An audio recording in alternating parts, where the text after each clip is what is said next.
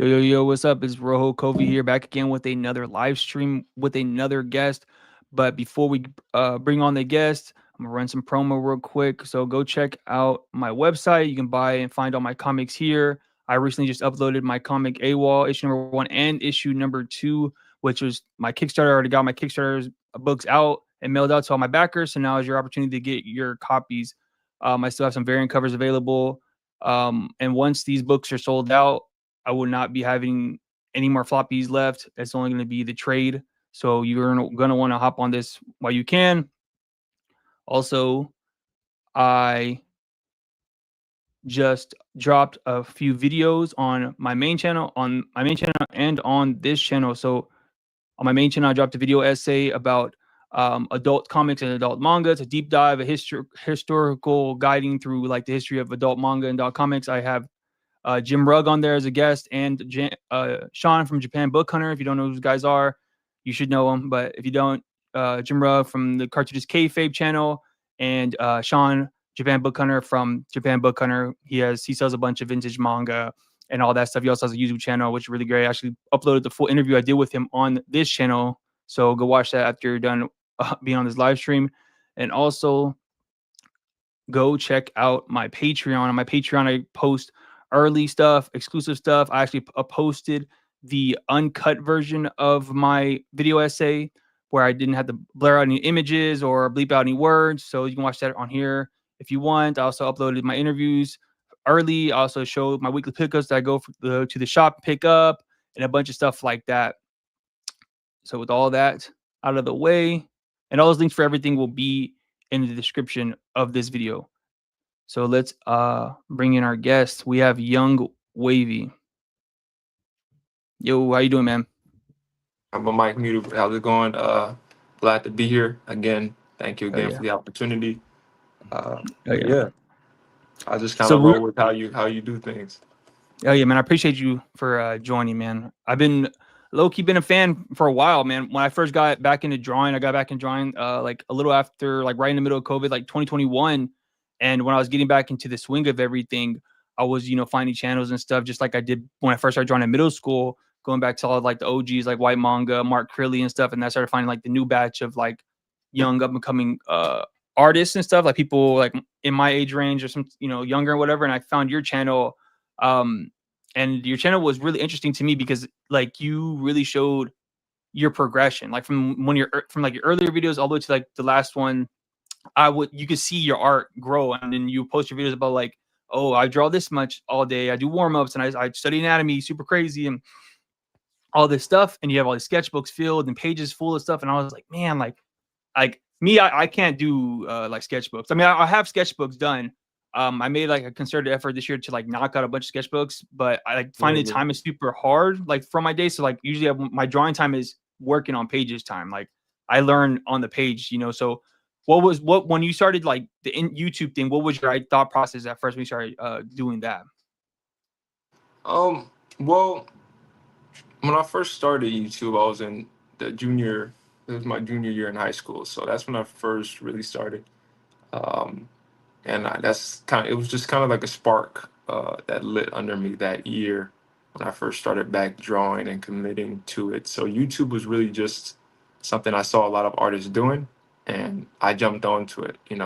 Initially I wasn't going to do like YouTube wasn't really a thought process until I started studying and watching from other YouTubers like Mark Crilly, like White Manga, like Christopher Crady, Kuzumari.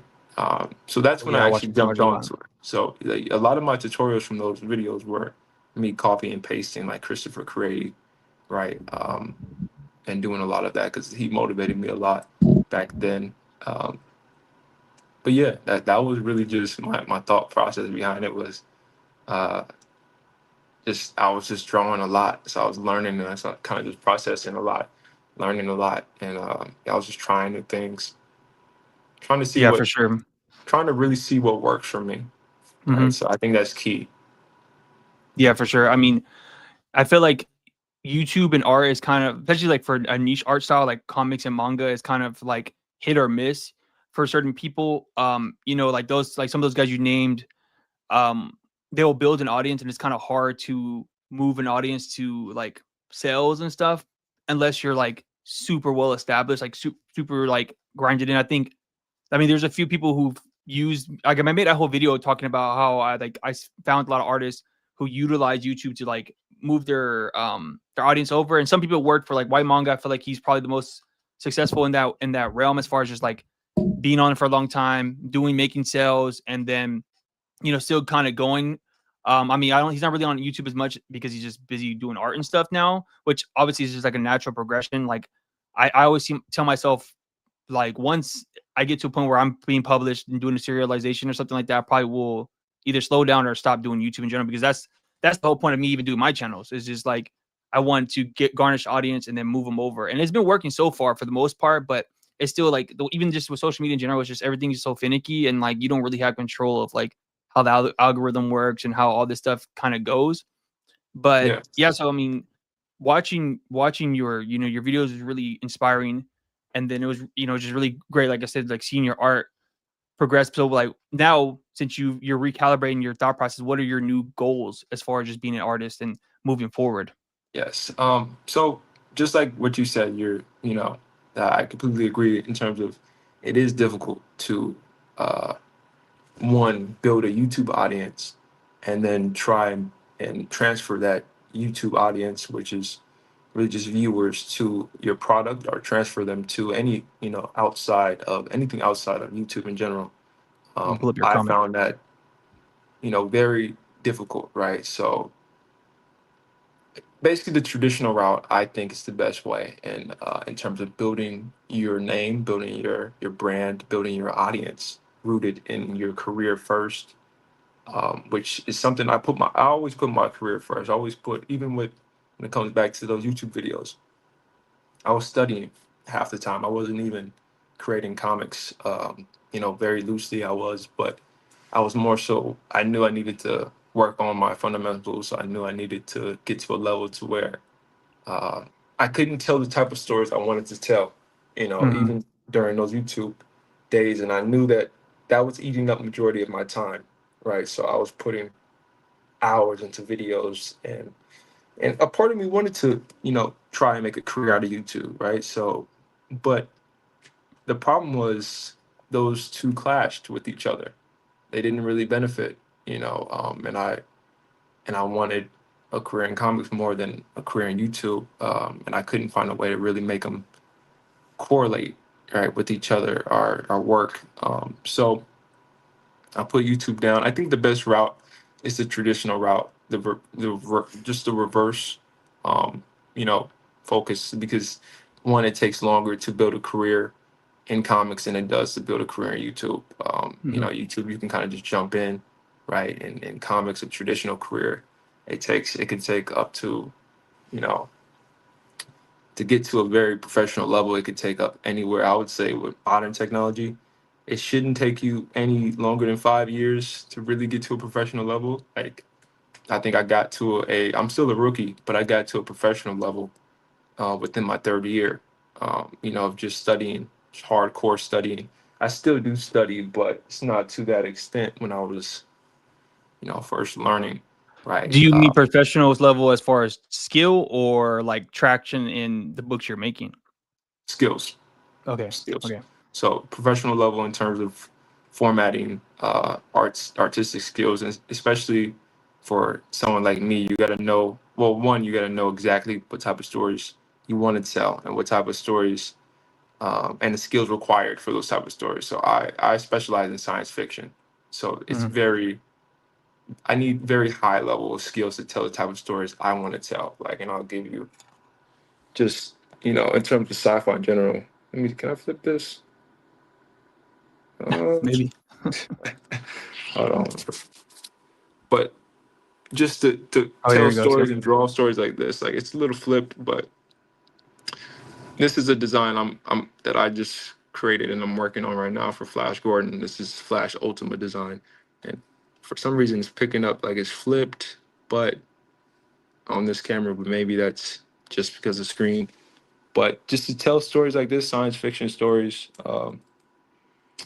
different technological features and aspects on the page.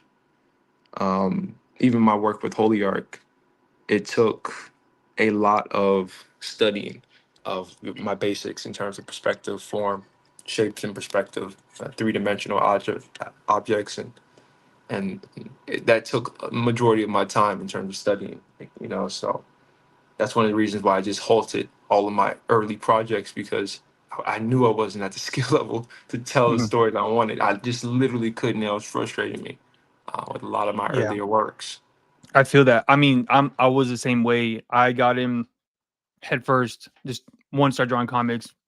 I started off with a web comic on my Instagram. Like, you scroll it down to my very first page, I was doing like a weekly. It wasn't weekly. It was like every other day. Whenever I finished it, I would just post it on my Instagram, and they were like Instagram comics. And I did that for like a month and a half. It was like more cartoony, super duper cartoony. Like, literally just started getting back into drawing. And then I was like, okay, now I want to do a regular comic. And then I did a one shot, and then after that, I did another web comic on my website. Before I changed it to a web story, it was just like a blog, and I had a bunch. I did 11 chapters of a comic, and then I got to the point like you, where I was like, I can't tell the stories that I want because my art isn't going where it is. Like, obviously, the more pages you draw, the better you're gonna get, just because you're just doing it so Yeah. often. But if you don't really study the fundamentals, and do things in a real way, it's not gonna look right. And so I took a 2-3 months off, and then kind of just did the same thing you were doing. Like, I bought a bunch of art books. Like I said, I sketchbooks, and I was just anatomy studies all the time. And then that goes back to like when I was watching your channel back, when you first, Yes. I would see that on yours, and I was like, man, I need to start doing that. So I bought tons of art books, anatomy books, 3D models, and just like, yep, like I was doing that exact type stuff, just drawing everything. Yeah. Kuzumari, he has like the most simplistic like perspective videos that I think are probably some of the best perspective videos I think I've ever watched, because he he would lay it out so easily and simplistic, where it wasn't like mathematical. Some people are with perspective, they do like some mathematical type things, or they'll kind of overcomplicate. He's like, look, just draw this dot, the lines, and then try to draw the shapes in there, and then do it again. And here's how I do it in 2D, 2 point perspective, and so 3 point. And obviously, I'm still learning. Like, I think, like, I look at my art from now, and then from 3 years ago or 4 years ago now, it's like night and day. And so it is like there's a method to your madness, but I also think like time is such a finite thing. Like, it does take a long time to like learn and hone those skills, and then the more hours you put in, it can help. But for me, like, I'm married, I have kids.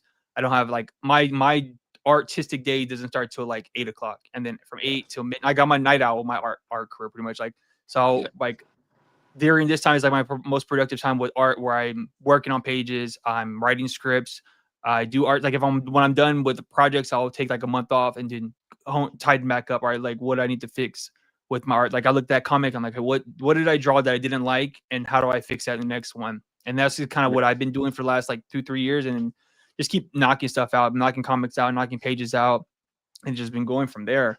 Yes. Speaking of your comic you did with Saturday AM, how was that process when you got published by them, and like going through, because you did it through the competition, right? That's how you got picked for their March Madness thing, or Well, when I was submitting my work to, well, then again, I submit. Well, I participated in one multiple different competitions they hosted back in, I believe it was like 2021 through like 2022 is when I was actively pursuing them. Right. So their March Art Madness, I think I participated in 2 years. Then their Summer of Manga, which is when they publish my work within their digital magazine, Guardian Reborn, mm, um, which was, retitled without my permission. I may add to Giga Strike, and that was the first red flag. When it came to just the control aspect of my work, and they didn't really see the vision. Our mm, visions didn't align, and um, I don't think they respected what I was doing, and that kind of shows that. But from that competition, I was the one of the, if not one of the, like, I guess second. They said second, but I think I was the most well received in terms of all of the actual readers. Right, the reader traction. You can just see the numbers and views. Everything I was doing with Guardian Reborn was trumping everything within every other one shot, and that's not even as humble as I can say that as possible. It just was, um, at the same time, it didn't fit their vision and what they were, as a publisher, what they were kind of doing. Hmm. My work was very much so very rooted in traditional Japanese foundations, but my story wasn't Japanese. It was also rooted in lots of biblical, um, foundations as well, especially with Guardian Reborn. So I don't think. Well, then again, right? They weren't really interested in my actual publishing my actual work myself, like my own traditional work, because I pitched a handful of works, to Hmm. them. Um, even they saw what I was doing with Holy Ark. I spoke with them about Holy Ark, um, and this was around the time where I got the opportunity to work on the Apple Black one shot for the anthology that they Yeah. have, which um, I thought was just another spit in the face, because that anthology was originally supposed to be for the creators that did not have a actual series line, but they were just reprinting basic one shot stories of what they already have major series lines of, like Striker got a one shot, Apple Black got a one shot, and Hammer got a one shot, but these were already ongoing series, so you could have really gave a platform for creators like me to do original work within that anthology, Hmm. and really like develop, if you really had an interest in developing those creators that they had, like a lot of those creators that they had left, especially from that first slate that were kind of just waiting for their opportunity. Their opportunity was that yearly anthology, and that work experience alone was one. I got the opportunity passed to me about 2 weeks out from the deadline, right about 2 3 weeks out from the deadline, when it was supposed to go to print. So I wasn't their first option, and they told me that. Hmm. They hit up other creators before me, which was another spit in the face, I thought. Um, and then after I completed the work, within my own stylistic aspects, they drew on top of my work, right? So that kind of really spit in the face. So if you get the issue, all you're gonna see is White Manga and his assistants, because they drew on top of my work. Um, Even though I still have the original files. All the pages were, it was very much so. I get it. It's they own the property, Yeah. but there was no Hmm. real point to it. It was kind of just like, hey, help us, complete Yeah. this Apple Black one shot. You pretty much were like an assistant, Yes. pretty much, and then they kind of just fix whatever. That is Yeah. interesting. I mean, there's a thing to be said about like running a business and then like dealing with artists, and it's just like this weird finite line with publishers where it's like they're more times than not just them, but like most publishers are gonna kind of do what's best for their business and what's gonna sell. There's not many publishers who are very much like art centric, and all the ones that are usually are going to go under pretty quick, because if you're paying artists the rates that they deserve, or what I'm saying, like trying to put people on or get people who aren't going to give you your returns back, it's going to fold pretty quick, which is shitty. But yeah, I mean that just sucks. But that's why I'm more just like I want to build my own Well, thing. That's kind of it, how I've been trying to process my stuff. That's why I'm trying to like build these platforms up and just trying to funnel through and not have to like worry about going to somebody else or pitching. Like I would only want to do that if like want to. You know what I'm saying? Just like I would only go to work for Marvel just so I can get my name up. I wouldn't even care about what they're gonna fucking pay me, because it wouldn't be anything if a guy like, for example, like Corey Kenshin, right? If he yeah. can sell hella manga and he doesn't even do, he's just a YouTube guy and he's just like, here, I like manga, I made a manga, I bought his manga, they're pretty good, I'm not even gonna lie.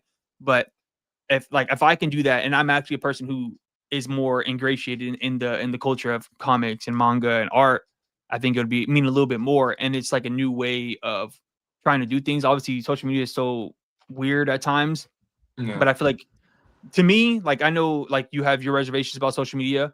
To me, I feel like that's the way, and it's kind of working so far for me. But everybody's journey is different.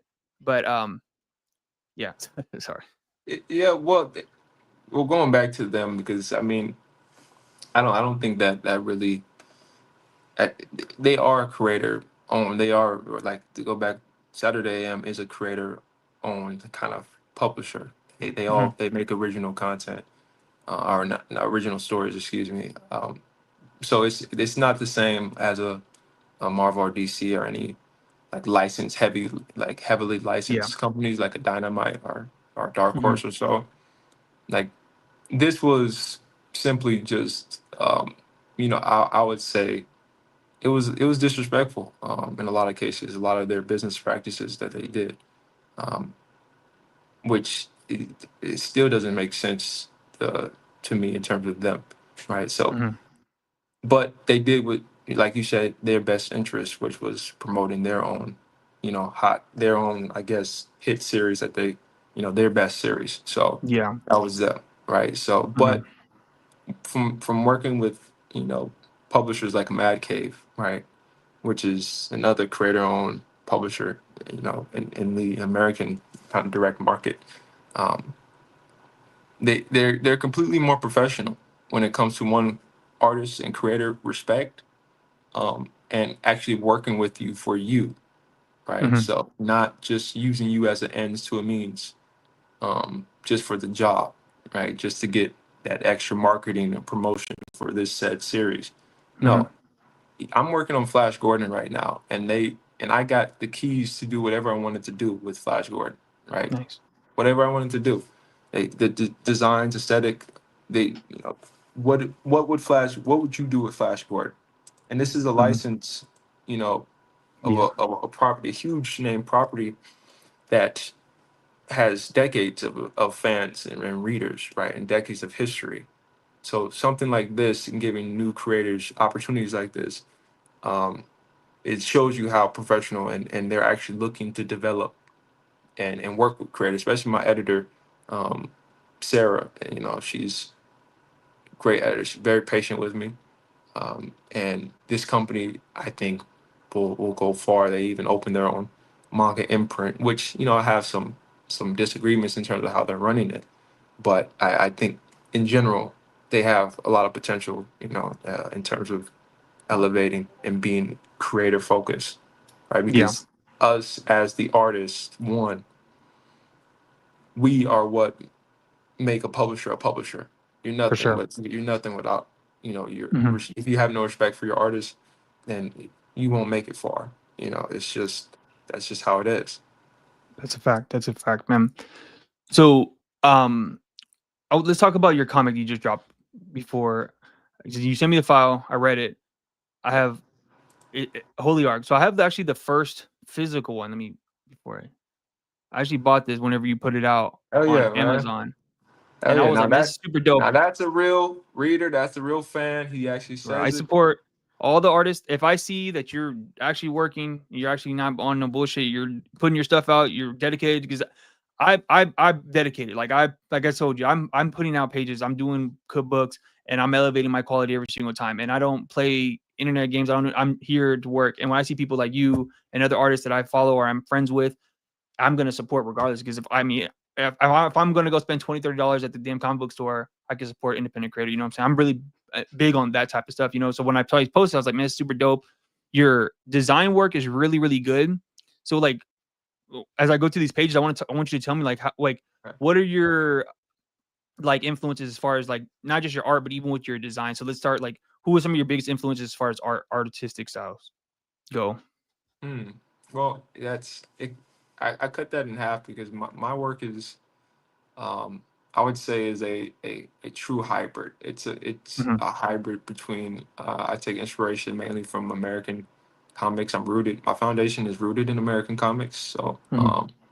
and I'm also very inspired by Japanese manga. So from the American side, I'm very inspired by Mark Silvestri, early 2000s, Mark Silvestri, mid 2000s, Mark Nice. Silvestri and Top Cow, um, Mm-hmm. Dreamwave, Wildstorm, Cliffhanger, all the guys that come out of that era, early 2000s, which I think is the sweet spot, and where like American manga is rooted, is all from those early 2000s, late 90s Image Comics, and Mm-hmm. they were just pushing out original not only just original work, but manga, like a hybrid of manga and American comics, like a Yeah, complete fusion style, for sure. which Yeah, which I've talked is about that yeah, before on a video where I said like there's a lot of influence of manga on a lot of the newer creators now. Not even just with style, but just with like work ethic. Where a lot of like guys like I don't know if you know who Daniel Warren Johnson is. yes. He's like super influenced by manga. He also writes and draws all of his own stuff, and then he'll write for other people as well. But like, and I think that's like a new thing a lot of people are doing or should be doing. I think that's something that people should work like focus on, especially if you're an artist. I don't think And I it's feel not like a new thing. people. Yeah, it's not a new thing, but I think, but like in the mainstream, like in like popular image, Marvel, DC, where they kind of like try to delineate everything up. I think it's not that hard to write a story. I don't think people. I think people put too much emphasis on it, especially like artists. Like if you can draw really, really well, I feel like you can still kind of like everybody watches movies, everybody watches TV. You can figure out how to do a 3 act structure, how to like do things like that. I don't. I personally, I mean, I'm like just as much as I've been learning how to draw, I've also been learning how to write as well, even Well, just like with let me the tell you like YouTube. this, bro. Mm. And not to cut you off, but let me tell you like this, No, bro. you good. Um, I don't. There's no. I don't make a distinction between the two in this craft. The art is the writing, Yeah. right? That is the story, right? So this is you're going to get pure storytelling in this craft from one source, one artist, which this craft writing is it's not synonymous. It's built into the craft itself, just like businesses. It's built into it. So where you get the separation and where you get a lot of the like the I get yeah like the separation between just all the separating between the actual components of what makes a comic book is from the corporation, right? So they split it all up to one, save cost or speed things up. So that's where you get the separation from, you got your writer, which is really wasn't, you know, it wasn't always back in the early, I'd say, like it probably goes farther back to like golden age comics. You would never really separate the two between the writer and the artist. It would actually be stated as plotter, scripter, Hmm. and they'll actually, and then artist, right? So the writing is literally the story, the visual storytelling, which is comics, and you could tell stories without even having dialogue, which is technically the script. Narration, which is the script. The plot is all shown through the visual storytelling. So I play around with this, and I showcase that within my work, and I pride myself on that, right? To one showcase that tell artists again, you're thinking about it all wrong. There's no, you can't distinguish the two. The writing is the art. They're one and the same. You can't separate them, right? So it's one guy comes up with the ideas and they call that writing. No, it actually it has to be translated through the lens of the artist, even when you are given a script, right? So we're seeing a resurgence of that now. Like that's where you get Daniel Warren Johnson being a very huge, you know, um, they call it writer artist, but I just call it artist. Yeah. That's Yeah. I he's mean, just an artist. I agree, but I also think there is something you said for somebody who just hyper just focuses on writing, right? Like some people have a knack for writing dialogue that is sound and makes it make sense and actually sounds like a conversation. There are writers who can set up a story in a scene, not artistically, but like visually. And then there's some artists who just can't write, who don't know how to set up a story, who don't know how to make people talk in a very natural way, or even know That's a how to skill do issue, though. foreshadowing or like things like that, like basic literary things. Like even if we go back to the image stuff, like visually a lot of that stuff was compelling, but if you read a lot of that stuff, a lot of that stuff was kind of like surface But level, very much like plot holes, or it just didn't really go that's anywhere. just a It skill was issue, all though. That's a hmm? skill You said issue. what? Yeah, That's yeah. a I mean, skill issue. yeah, it's definitely like it's something you have to work on. What I was getting at is just like there is a purpose for a writer, but there's also like as a writer artist, like you can figure that out without having it to be just this big grandiose thing. Like you were saying, like if you know how to set up a page and you know how to set up composition, you know how to do the camera angles. You know what I'm saying? Like because essentially as an artist, you're the director, right? You are the person Yes. who's the person who is going to set up everything to make it look visual stimulating for the reader. If you know Yes. how to plot everything out and then make dialogue that doesn't sound goofy or corny or anything like that, you can get there. And I don't think, but I feel like one, like you said, the jobs are delineated for multiple different purposes depending on the publisher, and then they, um, like people will get in their heads about writing or stuff like that. Yes. And I mean, I don't. I just like I said, I was saying like I watch movies. I grew up watching movies, watch TV shows, anime, all that stuff. I kind of get an idea, and then the more I've done it, because I'm always trial by fire. I'm going to write, I'm going to draw, and I'm going to keep doing it until I figured it out and figure it out and figure it out. You know, so I think it's just, I mean, everybody kind of serves a purpose, but then some people, it just depending on like the story, depending on the person, depending on the like their contribution could be more than what you think or not think. Even if we like look at like mangaka, right? Yes. But I feel like we kind of get told this idea that they are doing everything by themselves when I think editors have a bigger role than people try to give credit for, because a lot of the editors don't want to do that. They don't want, they kind of like, you know, they're hush hush. You know, Japanese culture is very much like modesty and stuff like that. They're not gonna, oh no, I did all this, da da da. But also like I've seen like videos and read articles and stuff where people are talking about like the editor for Naruto, for example. He played a big role in like helping build up that world, contribute to that world. Even like assistants, like that's essentially like an inker or like, you know what I'm saying, like, or a colorist or, you know, whatever. But I Yes. mean, the ideas kind of come from one person, but it's also like a project at the end of the day. It's just not marketed like that as American comics are, you know? And I say that, but I don't mean to discredit any of the roles, right? What I'm Hmm. saying is the craft of comics in itself, there is no you don't make a distinction between the roles. All of it is one. That's all of those are components to what makes a comic book, Yeah, right? yeah, I Those feel are, you. that's the craft, right? So the Hmm. writing and the art is it's that's synonymous. It's not synonymous, right? It's one. It's so Hmm. when you have a lot of one, if you're not trained and you're just trained on specializing in one component of the craft, that's when you get skill issues, right? Yeah, for So sure. That's if a you fact. don't verse yourself on all those skills, which you're supposed to do, then that's when you lack in plotting. That's when you lack in dialogue. That's when you Hmm. lack in all of these components. But it doesn't mean you can't do it. You can do it, but it'll be your skills will be completely your Yeah, be overall all will out of be low. balance. You'll Mhm. have an overall 88, but your dialogue will be like 4, and you'll have your script. Break it up like that if you're Yeah, I you feel know. you. Yeah, power scale that shit. Yeah, I feel you. I So, feel you. So but let's go back to. Sorry, I don't want to cut you off, but yeah. like, so when you did this to kick the Amazon, what was your like thought process in doing this, and why you're just not up there no more? So what happened with like the doing the KDP publishing and stuff like that? 'Cause I thought when I saw you do that, I was like, man, that's a good idea. That's really smart. That's really cool. And I mean, I really enjoyed when I first picked it up too. So what was your thought process in publishing through there? Um.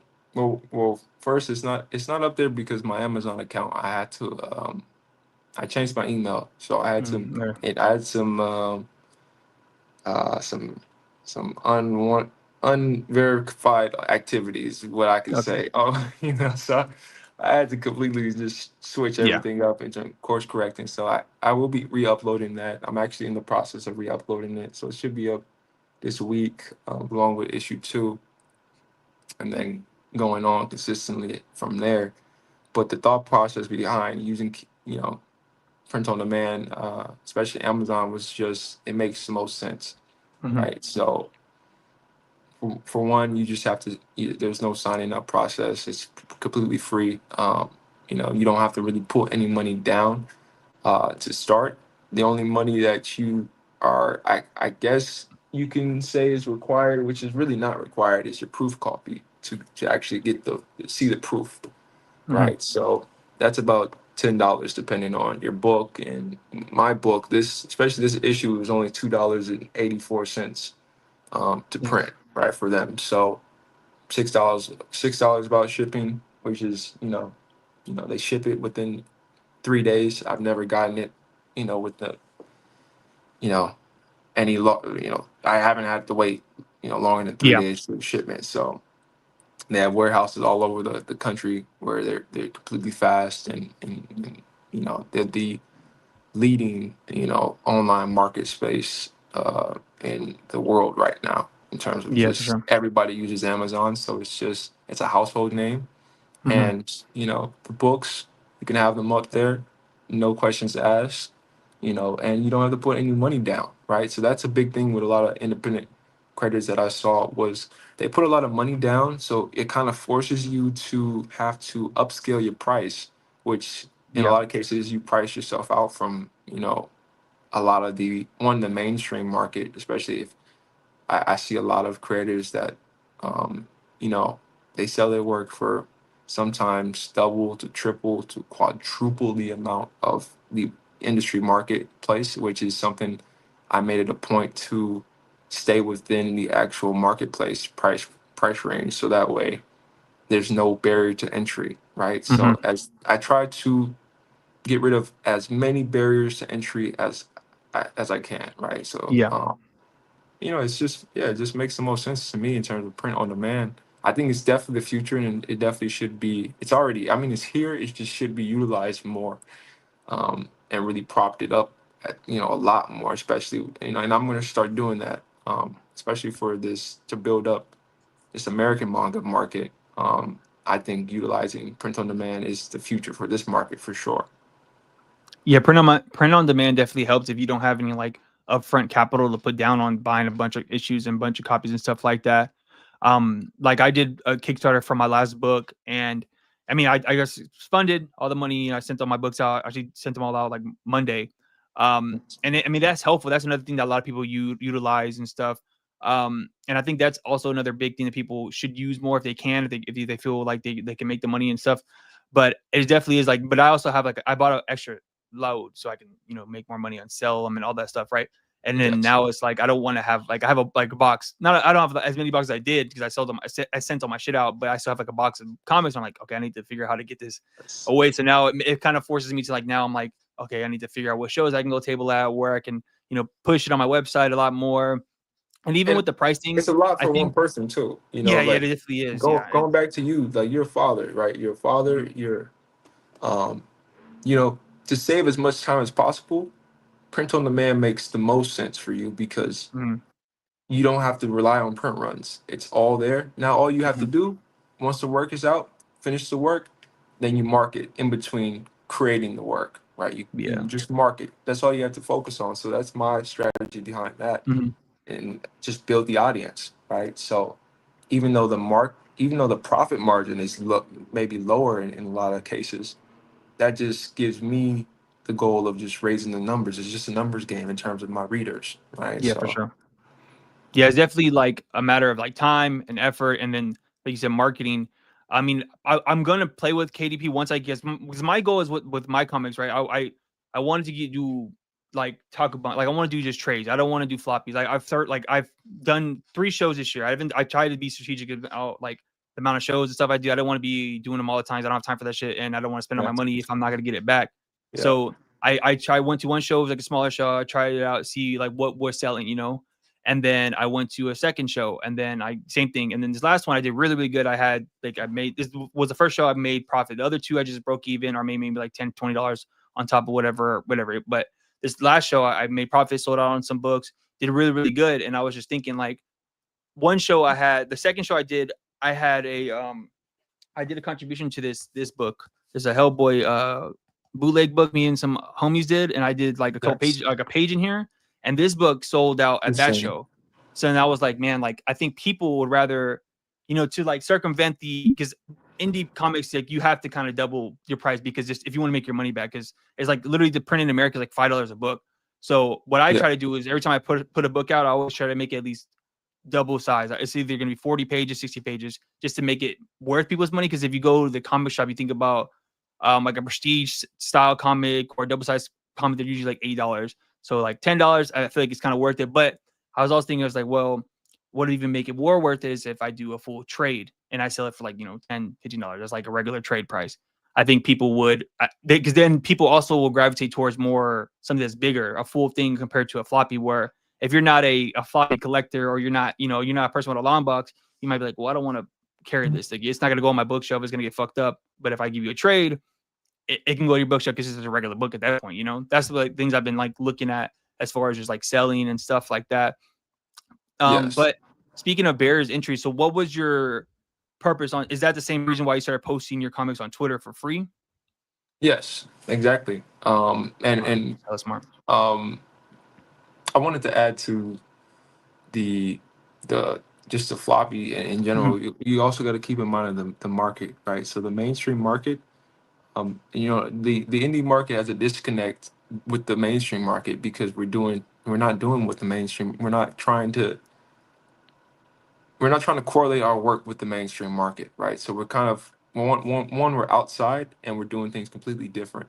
So when the average consumer sees the mainstream market first, then they compare it subconsciously to what we're selling them and what we're doing. And if it's double, triple the price or double or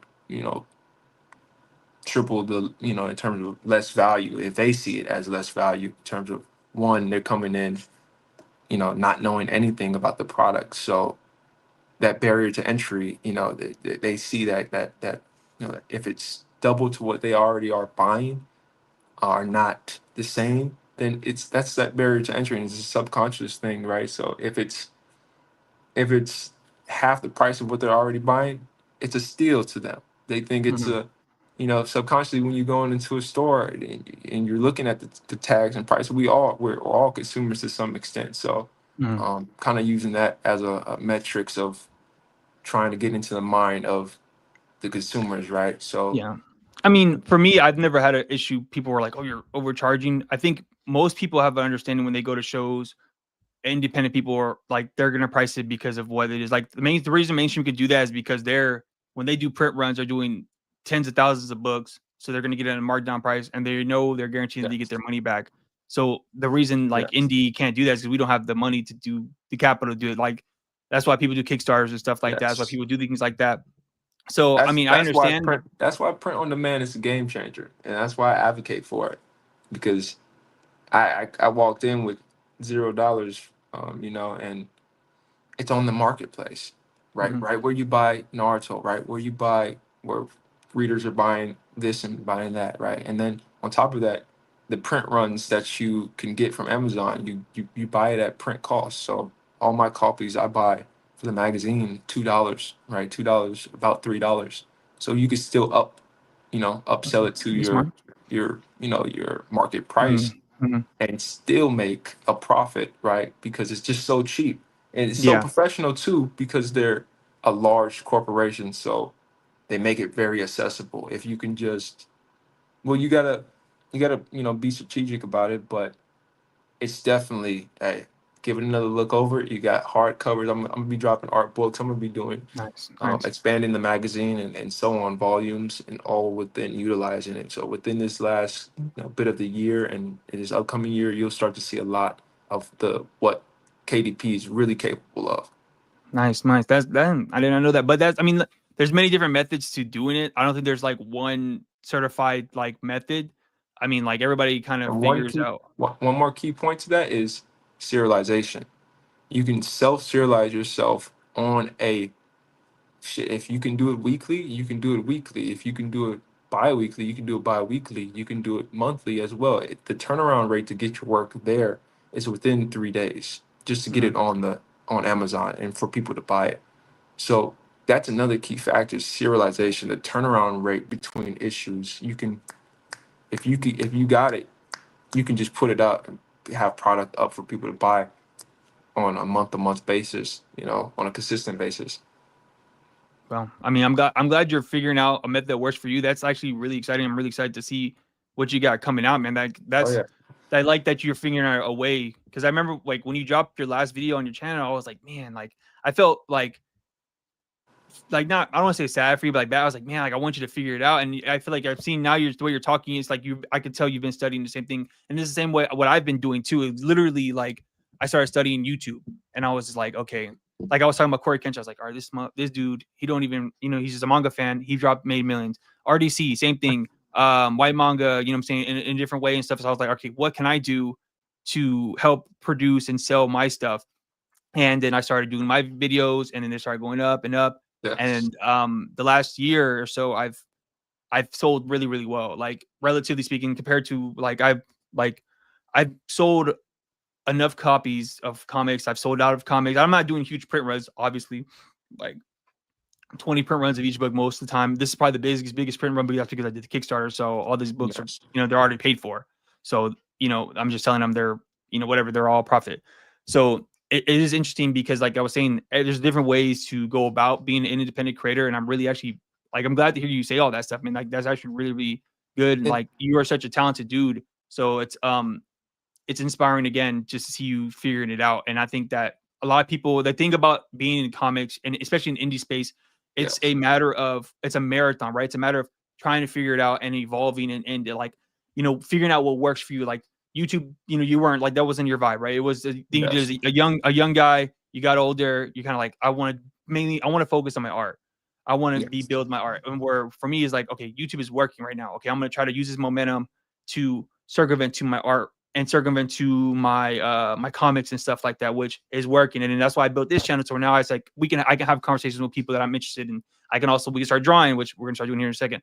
But we've had such a good Absolutely. conversation so far, man. But like I like hearing these things and seeing these things with people, and I've even like in community with people I've met. Like the last year I got into this group of a lot of artists, and I've learned so much about like designing, how to go about printing books, and even the KDP thing is something I looked into a long time ago. Which now that you told me like the price point you could pay for, I'm like, damn, like now I want to go back and look at that again even Oh more. yeah.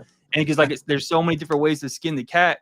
I think the biggest thing is being persistent and then not being discouraged by like small term, like short term things. You have to really have your long term goals set. And I think Yes. that, I mean, I'm glad you're like still pursuing everything and all that type stuff. I'm gonna flip the camera here soon, and so we can try to get the drawing, Yes. and then we can continue this conversation. Let me see how I can figure out how to do this. I don't know. I don't want to like. I don't know if how. Well, definitely thank you. And I said this before in the blog, actually, in that issue, was in this new era, there's endless ways and endless possibilities in terms of different routes for artists to take. And we're in the middle of two different eras. We're in the middle of a traditional era, and we're kind of also in between this digital era as well, which is still new relatively in the actual market of comics in general, right? So there's so many avenues that are just being figured out and haven't really been expanded upon.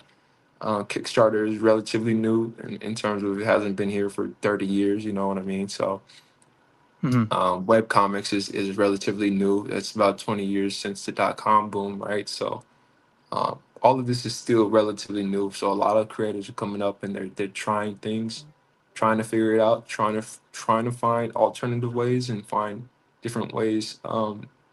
But there's still a lot of, I would say, still a lot of traditional things that work, and will continue to work um, for at least until it doesn't, right? So I don't think the old traditional ways are obsolete yet. I think using the traditional ways and also using these new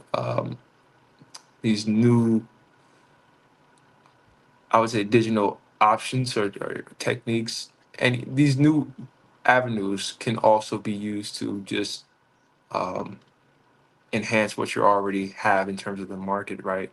You see the Mhm. Japanese do that, and they're doing that in terms of just how they implement all these new digital aspects into their infrastructure and build upon it. And they do it in a way that builds on what they already have and what they've had for decades.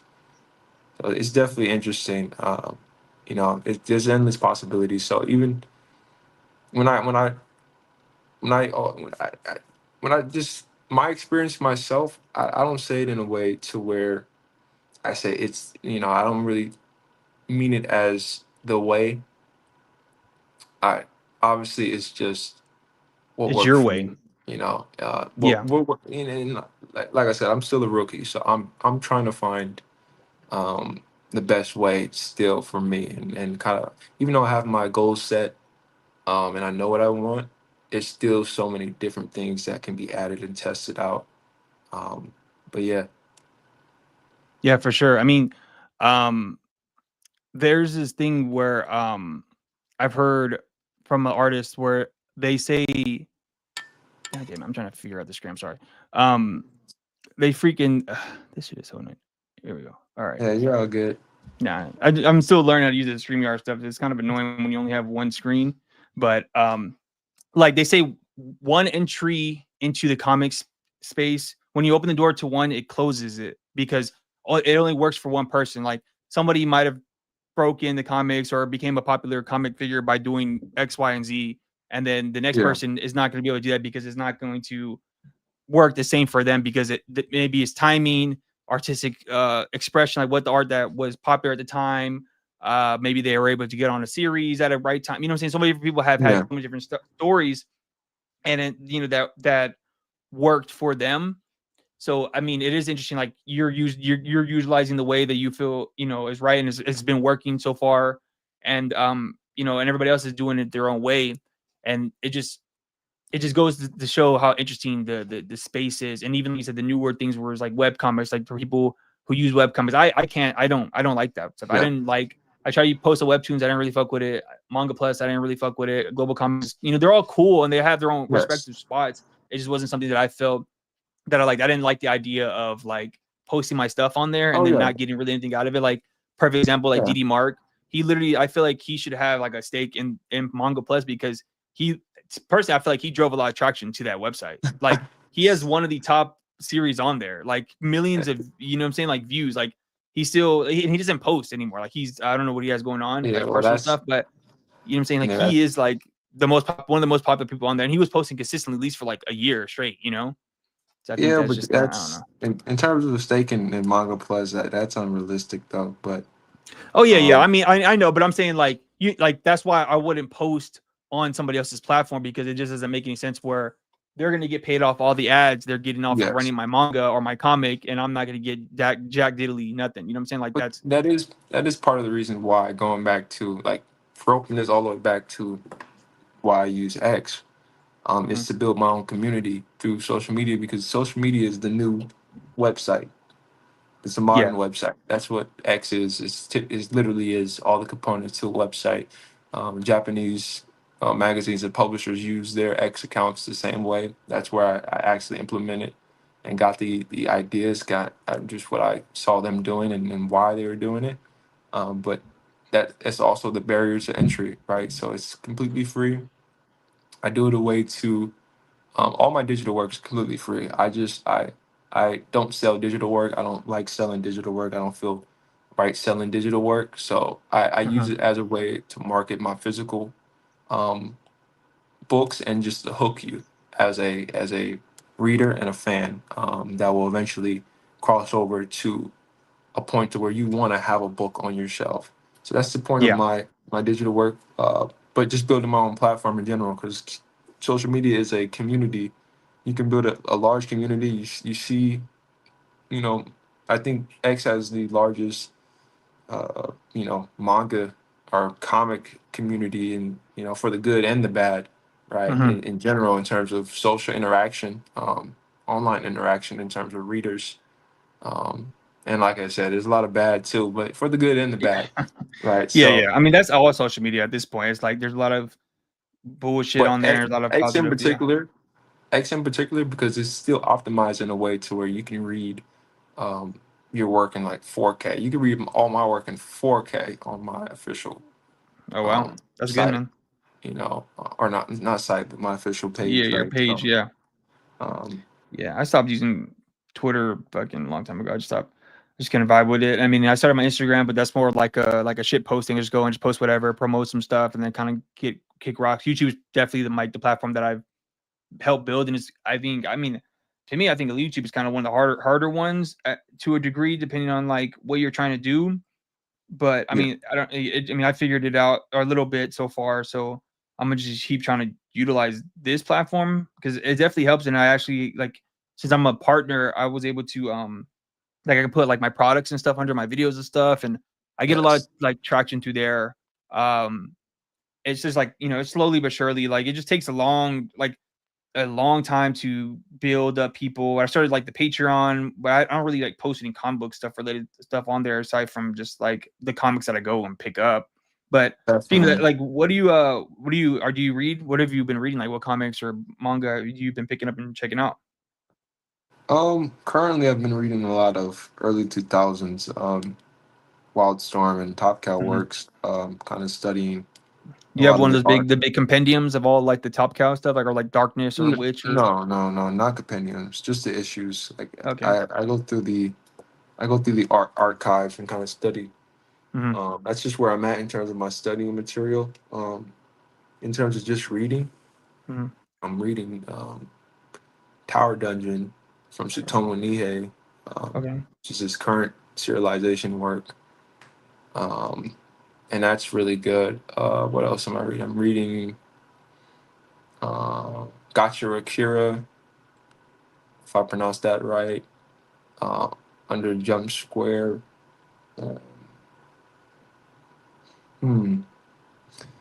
I do read a lot of work to just see what's going on and what I can study from. So Kagurabashi is another one, but I don't really read that work Hmm.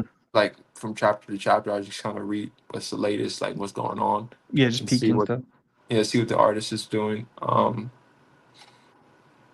Mm, yeah, I mean, and I'm not reading a lot. I would say I'm studying more Hmm. so. Um, but the only real series that I'm reading month to month is Tower Dungeon by Tsutomu Nie, and that's my all time favorite artist. Nice. So I'm there day one, whatever he creates. That's what's up, man. You read a lot of manga compared. I don't. I used to read a lot of manga. I kind of fell off of reading manga because I just I just couldn't keep up with a lot of like the weekly shit. Like if you Yeah, don't keep up, you will fall off really quickly. You know, like yeah, I remember at one point I was all the way caught up on My Hero. A couple years ago, I was caught up all the way on One Punch Man, Chainsaw Man, all this stuff, and then like I stopped reading like for like 2, 3 months, and then I was like, oh, I'm like 80 chapters behind now. So it's like, well, I can't. So now, like what I've been doing with manga, like I've been reading Dandadan, but I just wait till like a couple of the Takubans pile up, like couple like, and then I'll buy like 4 or 5 of them at a time, and then I'll yes, catch up that way. But and then I think the only manga I've been up with is just Chainsaw Man. I've just been kept up with it just because I've been up with that. I read Jujutsu Kaisen all the way through too, which I yes, like regret, which was like super regrettable, like because that series was just not what it was like to me cracked up that it could have been for the hype that it got. yeah, But I mean, it was what it was. I mean, I was just like, I'm just gonna read it because I've already been reading it. I'm already committed to what's going on. It got really just random and bizarre at the very end. But I mean, I've been, man, I'm more of I'm definitely a Wednesday guy, Wednesday warrior guy. I go to the shop weekly and yes, then I just go pick up. I'm when I pick up comics, most of the time I'm picking up for artists like you, same like I like picking up artists that I've already like. I like the art, so I'm gonna try to like check them out and study what they got going on as far as like. I mean, there are comics that I'll pick up. Like, say one of my favorite artists is doing a Spider-Man comic, I'm just gonna pick it up just for him, but I'm not gonna read it like you. Like I'll pick up the yeah, book to see what they're doing in the pages.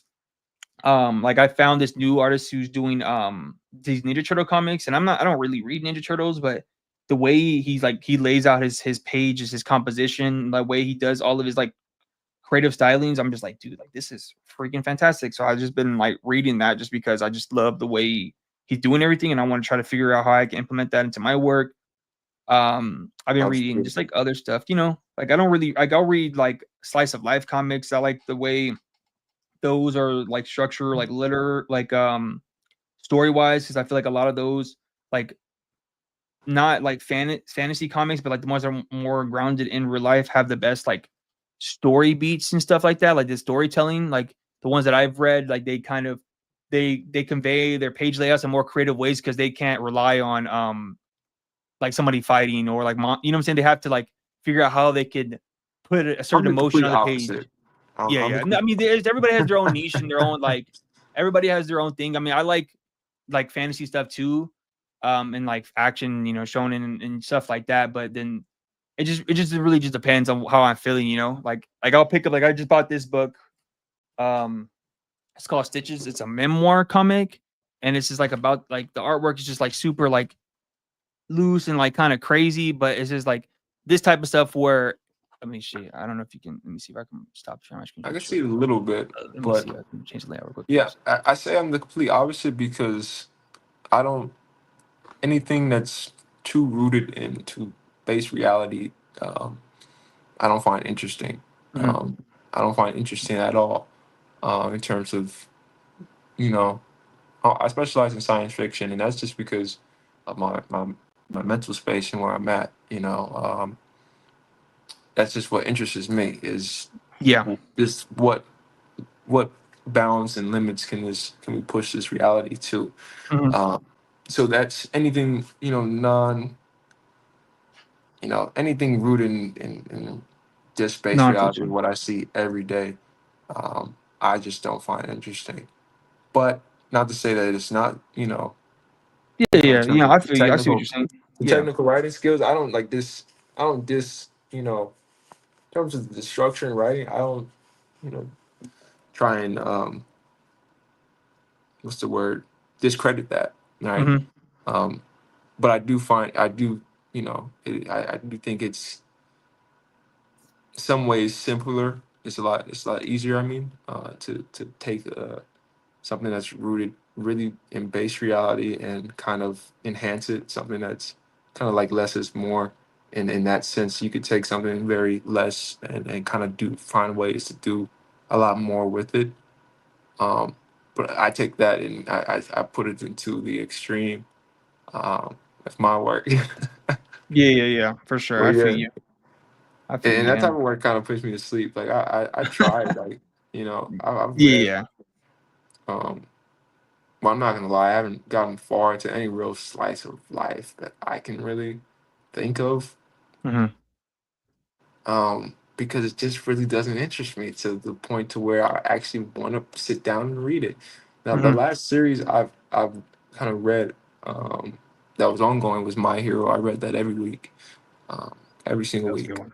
My Hero Academia until the very end, every single week.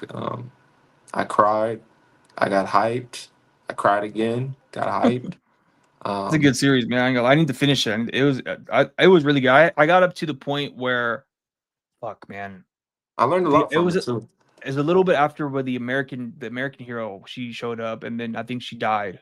I think Yes. I was around that story arc, and like I was like literally almost towards the end, but then I like completely fell off of it, and I was just like, damn, I forgot what chapter I was at. Now I gotta fucking try to figure out where I was at, and then I was like, I'll once it's over, like I'm not with some series that I've like I will just wait. I'm just like I'm gonna wait till it's over, then I'll go catch back up. Like My Hero, eventually at one point I'm gonna go finish it.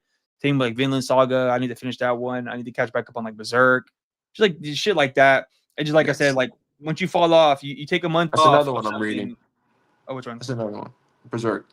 I just Berserk. forgot about it because it's quarterly. Or really it's just any schedules, like whenever they have the work done. But that's Yeah, another one I'm reading. it's a good one. Really great. But I definitely get you in terms of well, I think it's very important that you make it a point to kind of just sit down and read like 30 minutes a day. Like I read a chapter a day. Mhm. I'm still on that streak. Even if I reread something, I read a chapter a day. I think that's very important, right? That just that knowledge of muscle memory and kind of just having that be a part of your everyday kind of diet, and routine that Yeah. subconsciously you will improve without even having the practice, right? Once you get to a certain a point of now it's a slow like that's a slow way of improving yourself is visually improving, like visually studying, but visually studying is very crucial to the actual rate of your progress, right? So I used to sit down and watch. I would recommend you even do this as well. You implement it. Um, I believe his name is Horror. It's Nagata. I would just say Nagata, the creator of Levius. Um, Mhm. he streams and he has like 12, 13, 14 hour streams, 7 hour streams. I used to just have that running in the background because there's no audio to it. And I would just, while I'm drawing, watch that and just have it playing.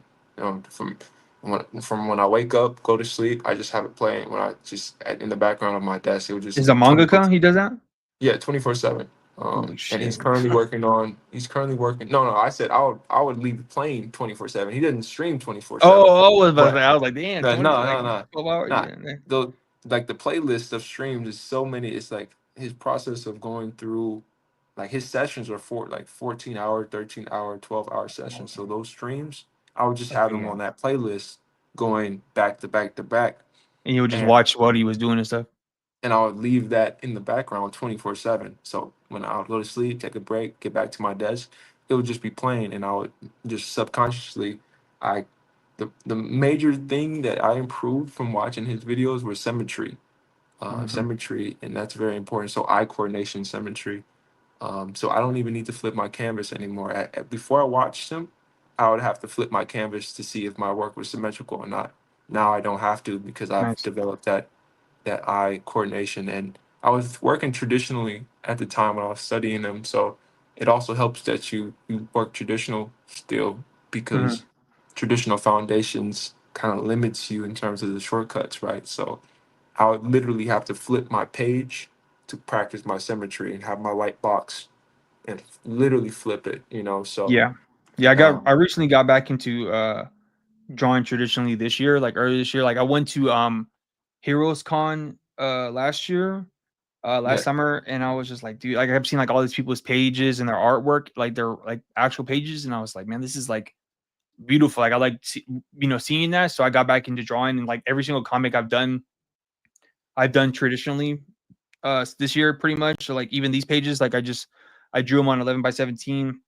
Well, what I do is I will do my thumbnails on digitally, and then I'll print it out blue line, yes, then I'll ink it, and then scan it back in, and then I'll do all my screen tones and stuff. Like I have traditional screen tones, but they take up too much time to like lay them all out, and they're very finicky and hard to figure out. So I just do them all digitally and just take time. But yeah, I've been doing a lot of like traditional work. I definitely think it does help uh like get your skills better, because you can't really have a delete button. Like you have to really be intentional about the lines you put down, or you're gonna have to be using a bunch of fucking white on stuff. uh, So you won't handicap yourself. Like you won't yeah.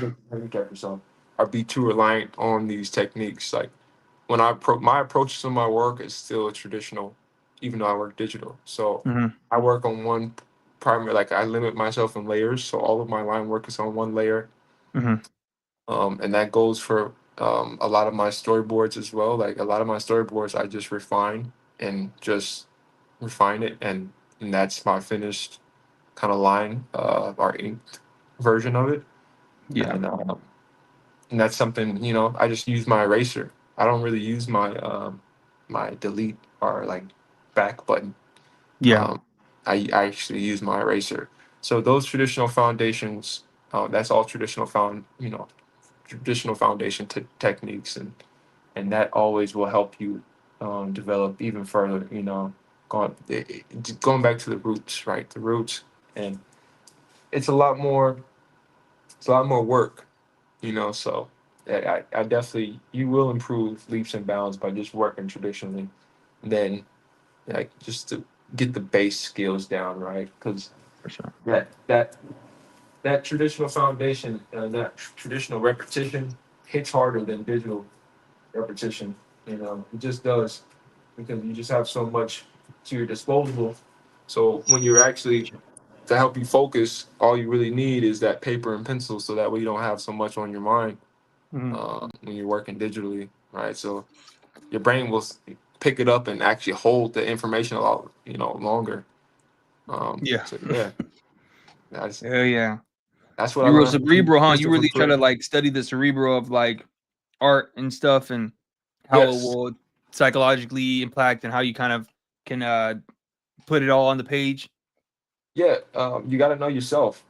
That's comes down to knowing how you learn, right? So how I learned, that just works best for me is Hmm. I gotta actually break down, like if I was doing like if you're like studying the English language growing up, right?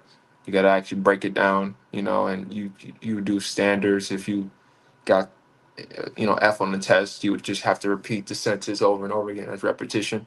Yeah, yeah. I take a lot of that same kind of those foundations, and I apply it to my art, because I know what kind of works for me, right? So that's Hmm. only you know how your mind works. So that's Yeah, I feel you. you gotta really experiment, right, and kind of see the results. There, yeah. I'm Yeah, I'm trying to definitely. find something I recently picked up not too long ago. Yeah, yeah, I definitely like. Since I don't have like the time, I literally have to be intentional with everything I do. Like I was saying earlier, like I just have to just go in and just start grinding everything out, like pages, scripts, video scripts, thumbnails. Like I can't waste any time by just kind of like fooling around and stuff. So that's why I did like learn just by going on the page and stuff. Um, how did Yeah. you get tapped in with Mad Cave? Oh, hold on. Let me find this real quick. And Yeah, I'll yeah, get no worries. let me just because this is actually something I was like. I study a lot of the American market, so I do whenever I go to my comic book shop. I pick up a lot of image in general. That's pretty much all I pick up. Yeah, And really, same. because they're like I said, they're really the only relevant publisher I think for creators, especially for Mhm. if you want a traditional career, right? So a long term career. But yeah, Image, I keep track of and I read series from them. Like I was reading Battle Beast, Oh yeah, I love Battle um, Beast. Hell yeah. but this was just I mean Brian Ollie. This was another one I was kind of reading. I stopped, so I have to kind of go back and actually pick up the other issues. But Mhm. I had to pick this up just to see, if it was worth the hype or not. But yeah, it's definitely is. I think Skybound's doing a lot. You Yeah, know, Skybound has their stuff down pat Yeah. since they got all the licenses for like Transformers and all that shit. Like they're going up for sure. They're like a really good like Robert Kirkman and his team are like really smart with like marketing and how they kind of like keep everything in the loop. You know, they're really smart. Like even with the Yeah. Battle Beast, how they hyped it up really well, and it sold. Like I think it was one of the best selling comics this year, especially with the blind bag gimmick they did, and the covers and the whole This was Invincible thing. somewhat interesting. This Bug Bug War. Wars.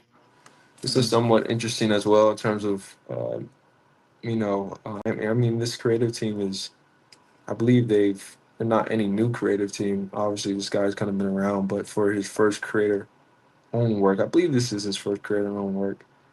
This was somewhat interesting. It just really lacked a lot of the, I think a lot of the image works and image series lack a lot of character depth and um, character depth. Like the characters aren't really interesting in terms of their motivation and goals. That even if it is a simple goal or motivation, then you don't really get a lot. You really just get a lot of characters thrown into these worlds and them reacting and not really driving the plot itself. Yeah. Or the story doesn't really come from the characters in a lot of the cases, which is a shame because something like this, this character design actually is a commercially viable something that can stand the test of time in this market right now. But we'll see where that goes. Yeah, I just I have to. saw Bug War. I wasn't really fucking with it either. I didn't like. For Yeah, me, it's like if it's not visually stimulating, like off rip, I'm not gonna pick it up because I literally read comics like mainly for the artwork and the secondaries. Like if it's a good story, it's a good story. But like, I'm not like I said, I'm not really picking up superhero comics really to get like a grand story from. I just think that a lot of the times, a lot of the best, some of the better artists will go down that road because of financial needs and stuff like that. So like I like to study to yeah. see what they're doing like with their artwork and stuff. And some artists I just really like. Like every time January Johnson drops something, I'm gonna pick it up. James Herron, Ed McGuinness, just all these types of guys. Every And time there's they a drop reason for something, that. You know yeah, that goes back to what we said earlier. Is like that you don't. I don't make a distinction between the two. That's why you're pulled to the artist because that's where the story comes from. yeah, Even if they say you're reading Daniel Warren Johnson's work and another artist came in, the entire story changes, the tone, everything changes. So yeah. that's It is you different. It's know, definitely a different and vibe I for love him sure. too. I love that guy's work. I mean, even though he made some disrespectful comments, about fucking QR or uh, I always butcher Japanese names.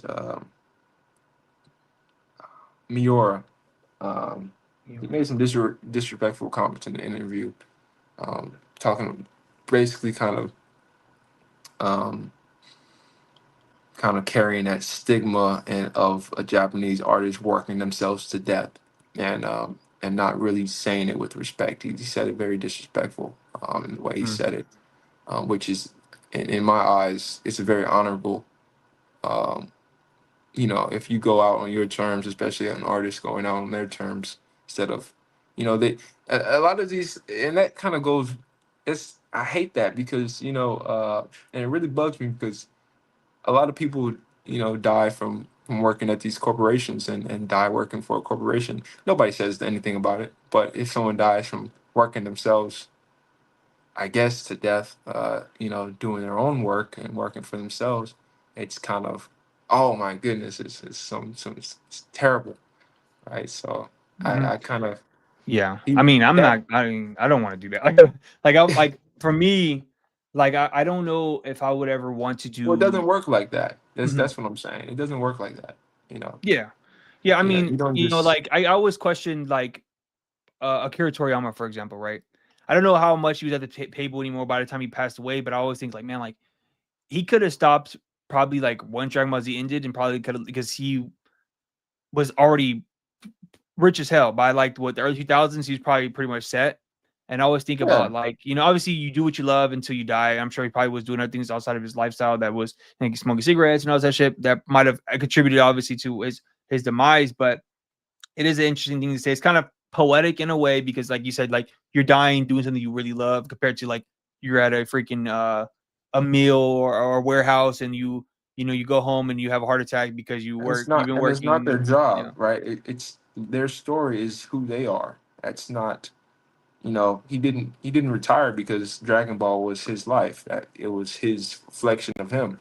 Same thing with Yeah. Katara Miura. It's a reflection of his. That's what art is, right? So it's not, you know, he could have retired, yeah, but that's him. So that's a Mhm. part of it.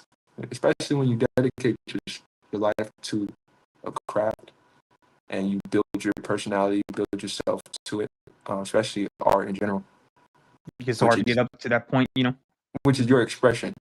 Art is just, it comes from you. It's you, right? So stopping that, which I mean, he's done so many different series other than Dragon Ball Z. Yeah, yeah, yeah.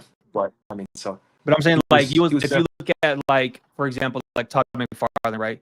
Once yeah, he got his money, he was like, all right, I'm not gonna be sitting at the fucking drawing table for 2 hours anymore. I'm gonna go and model some toys and figure out how I can just make more and more money. Which that might be just the distinction between like American stuff and then like Japanese creators. But I mean, also just those guys, like the early image guys, for example, were outliers in that they were lucky enough to get really good royalties from Marvel and DC for the characters they made and stuff. And then they were able to capitalize on like a huge market of like the boom that was going on at that time. You know what I'm saying? Like all of them were able to cash in on the what's it called? The bubble of like what's that fucking shit called? The speculator bubble. And then once they got their yeah, money, they kind of slowed down. Like Jim Lee doesn't draw comics really anymore. Only when he wants to. Todd McFarlane doesn't really draw anymore. All the other people kind of are like here and there. Most of them moved to like the corporate side, like working for images like the publisher, like Eric Larson, or like all the other guys. Or they retired. Like I don't know if Marcus Silvestri really is active anymore. One person that really draws really a lot still is like Rob Liefeld, but that's because he really has nothing else going on. yeah. Like he doesn't have like any business acumen really. But it's just, I mean, it's just like really different. Like, I guess really just depends what you want. Like if you're like a family person, it's like I don't want to. But the art is the point and why I brought that up is because the art is not what killed him. I know that's just reality. We all have our time and date. So whether you go drawing or you go chilling at the beach in retirement, you're gonna go. Mhm. So it's just, I don't think that should be demonized. Working themselves to death. They can go work a 9 to 5. They can go do this. They can do that. They can do this. They'll still be working. Um, they can quit. It's not, even if it's not even a culture thing, because they they quit in Japan too. They course corrected. They retire in Japan. So even if it's demonized, and it's, they try and correlate the fact of their work schedule and all of this and all of that, and it's that I don't find any actual truth in that, because I mean, if you're not sleeping, you're only sleeping like 2-3 hours a night. That's definitely gonna affect your health, because when you sleep, that's when your body is able to recuperate. And if you're only sleeping, I mean, I don't know how true everybody's schedule is like that. If they're the same. I mean, I know like the famous tweet was like Oda, what he had like his whole schedule, how he have, who Felipe Smith is. He got published in Japan. Yes. And he was talking about his schedule and how like gruesome it was that he was like, after like 2-3 years of doing it, he's like, I can't, because it's just too much. You know what I'm saying? Like, I'm not gonna be able to sleep. I gotta catch all these deadlines and he said that it's a luxury for you if you have to be really popular or really make a lot of money to like have to get to that. But like if you're running so up and coming, like the weekly shit is like crazy. And I mean, I can't even imagine being able to do, like, I mean, I personally think I would work pretty fast. I've been able to put out a comic every like 2 months, 3 months, and that's like just me just for fun. You know what I'm saying? Like if I had this for like a weekly thing, me personally, I don't know if I would want to be able to see, like, for me, the enjoyment from making comics is seeing the work done and then being able to reflect on it like a couple months later. Like I'll go pick up an old comic, I'm like, damn, this is crazy that I made this, or dot dot dot. But if I'm under this really scheduled deadline, I don't think you would be able to lift your head up to be like, what did I put out this year? You know? But I mean, it really depends on what you want. You know? And it comes down to the individual, because not all, like, that's not I doubt that is obviously a daily thing to where you only getting 2 hours of sleep. That's a vague kind of. I was just going off what he was saying, his own experience when he was out there. Yeah, no, and that's exactly what I mean by I'm using that same thing. I'm using the Felipe Smith, or I'm using the Oda. It all depends on your schedule and how you schedule yourself. So in terms of your work schedule, and want to hit the deadline and have that extra time in terms of taking a break and day off. So it really just comes down to, your schedule, and Oda has made it 1,000 issues. So I don't think it's a factor of, because even me, I've gone my max. I've gone 72 hours without sleep. That's not an everyday thing, right? But I have that capability, and you can do that. It's not sustainable, sure, but you can do that and still bounce back and start getting your sleep. I've gone. I average within a month, I maybe 2, 3, 48 hours just to done, and then I'll go back to sleep. And that's pretty much based on just inspiration. It's not that I'm forcing myself to do it. I literally get to a point to where I can watch a creator interview, I can get inspired enough to where I'm not sleepy. I just want to work. And it really depends on which they're not forced. Felipe Smith came back. Being an artist, right? Felipe Smith came choice, back. He could have quit. He could have stopped serializing if it was too. He could have paced himself too, which is my approach and what I'll take. Because he was on a monthly schedule, and treating it as if he was, doing a weekly, doing 60 pages a month, which is it's not required on a monthly schedule. So. Yeah, I mean, I don't know. I guess it really depends on your editor and what he had going on. I mean, what he was talking about was just like his whole time being there and how he never even got a chance to even really see much of anything because of how much work he was putting in, and that like the culture of that. I mean, I guess you won't you won't know until you're in there. I guess. I mean, he to me is like a really reliable source because he actually did it. So. I don't know. You look at and others also, that have also done it, and you compare the two in terms of scheduling, right? So that's what I'm basing my information on. In Mhm. terms of, it's not, he had his way, and I've looked and studied what he did, and he was doing the utmost limit in terms of 60 pages a month, 50, 25 pages you can submit within a month. And obviously, you have to count the logistics in terms of your living expenses, because your page rate factors into why you would do 60 pages a month. So if he was just trying to get more of a salary, a higher salary, obviously you're gonna burn yourself out by, just doing something that's unsustainable. Mhm. Grow accustomed to it, or condition yourself to that kind of format, right? So he didn't pace himself, is what I took from his career. Early out, he kind of just went going full throttle, right? So, but you gotta pace that, because you eventually run out of gas, and when you run out of gas, that's when you start to really feel Yeah. it, right? So you gotta look at it like sports. I look at it like sports, because like this is not anywhere near as Uh-huh. physically straining than sports and the training that you would have to do, but you would Yeah, for sure. condition yourself, right? So you have to come at it. You have to actually condition yourself and come at it with that type of mindset. And a lot of these creators don't have may not have an athletic background, so a lot of health issues is because that individual just didn't Mhm. do those things that that you can. There, there are ways you can make it work.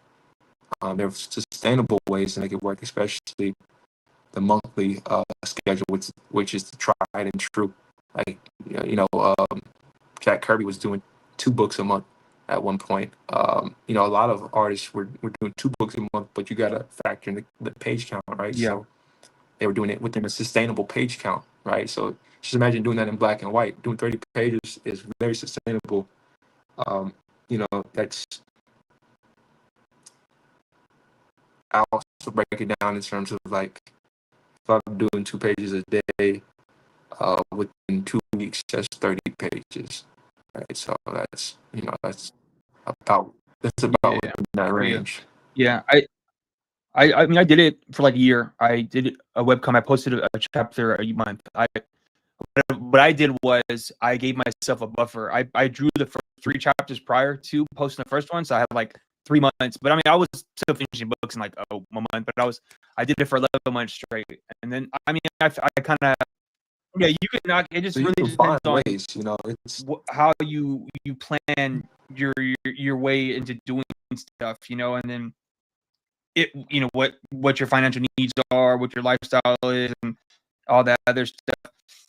and your editors are supposed to, they're actually there to actually help you do that, especially now, more in terms of your scheduling, and actually finding a strategically actual perfect strategy in terms of your release schedules and your buffers, like you Mhm. said, and formatting and everything in terms of how they're going to market your series, when they're going to debut your series. Everything is strategically thought out, and I'm pretty sure it was like that, when he was working as well. But a year and a half, partially because I think he had to.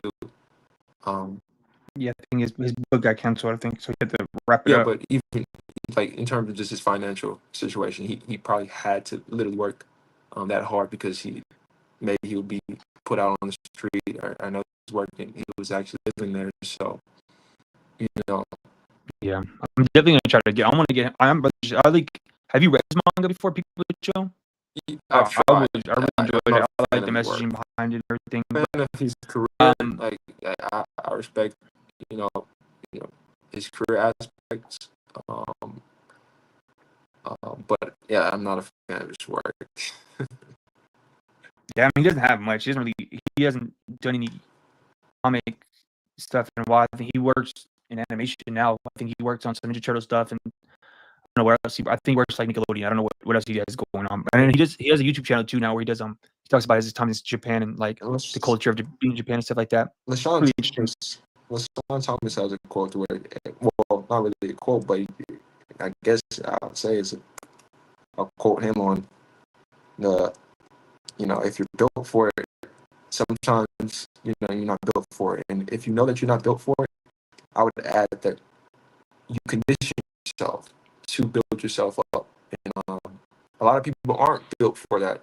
You can't just go into it something that you've never done before, especially something as physically and mentally draining as this, and mostly mentally.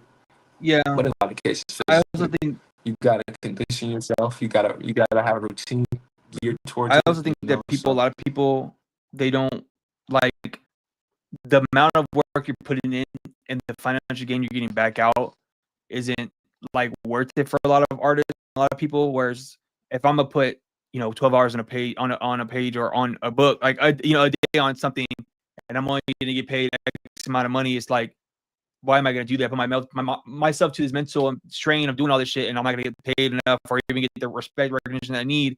And then maybe I can go to a different, more viable or reliable artistic venue thing like animation or design work or commercial art, shit like that.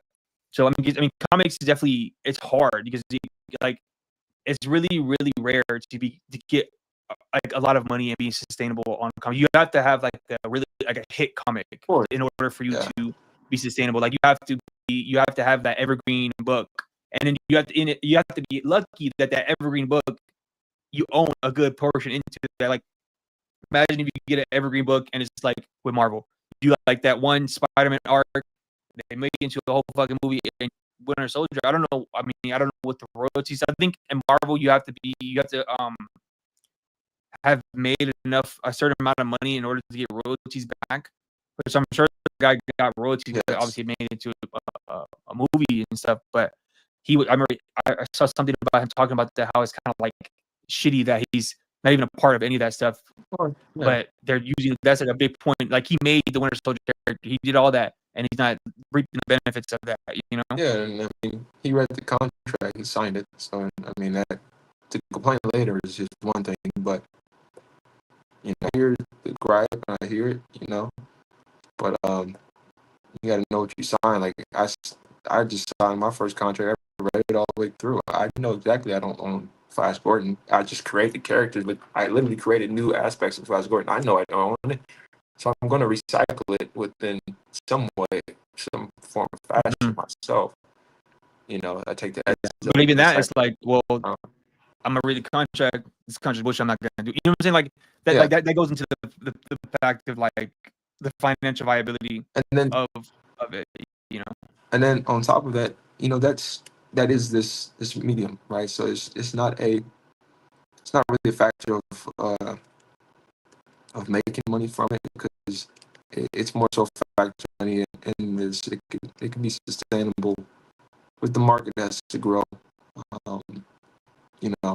There's you don't even need to have a just you can live off of your page rate in Japan, right? But their market is funded. One is government funded, and two, it's within their culture. So our market is not built to sustain creators. It's to the point where, hey, if you want to make money, make sure you have a part-time job, have a job, or have a good strategy of some point. But you don't get into career just for the money. You got to get into it because you want to tell your story, and this is your way of life, right? So if you want to be a rock star, or some, trying to, have that persona of a rock star, this isn't the craft for you, and it shouldn't be built up like that anyways, because that's false, right? That's not what this craft is meant to be. It's not meant to be any, like the plastered, medium. the what shines is the work itself. It is a form of literature. It's supposed to be the books itself. So that's not part of this, right? So, that's not realistic, anyways. But that also goes, that ties to any entrepreneurship, right? So that is, you're building your own career itself, whether it's comics or not. That you have that risk. So it's right, and is it really a risk? Because in today's current economy, a lot of people aren't retiring. Um, you know, a lot of people aren't in a position to where they can retire. I come from that specific bloodline of people where I was born into poverty, right? Um, it's not a risk for me to put myself first and try to build something for myself, right? Even if it has zero gain, I'm doing this for myself, and this is a way of life. So you got to look at it like that as well. Yeah. It's not for the money, but for the sustainability of building your own career, building a sustainable life for yourself, which takes a lot of focus, and you got to, even with me, like if you get which, and the great thing about today's current market is it's very much so a worldwide market. So if you publish your work in America and it doesn't really sell well in America, but you're also publishing your work in Europe or France and it sells gangbusters out there, and that's also a factor, is like going to publishers to where they have that reach so that way your actual work gets the opportunity to be on a worldwide, within the worldwide market, which if you're outside of that and you're in the independent market, it's even less of a chance of you making a sustainable career. It's more of a it's really more of a the wild wild west, hit or miss. You have a chance. It's been done. It's done possible. Like you Ninja Turtles and so on. Really have a strategy of some sort. Yeah. Yeah, I think having a strategy is definitely like the smartest thing, and being strategic on what you do. That's why I think like doing the publishing is the way to get your name up, and then if you do get to the point where your name is popular enough, you move to the indie stuff in order to, because then if you do that, that's how you'll get more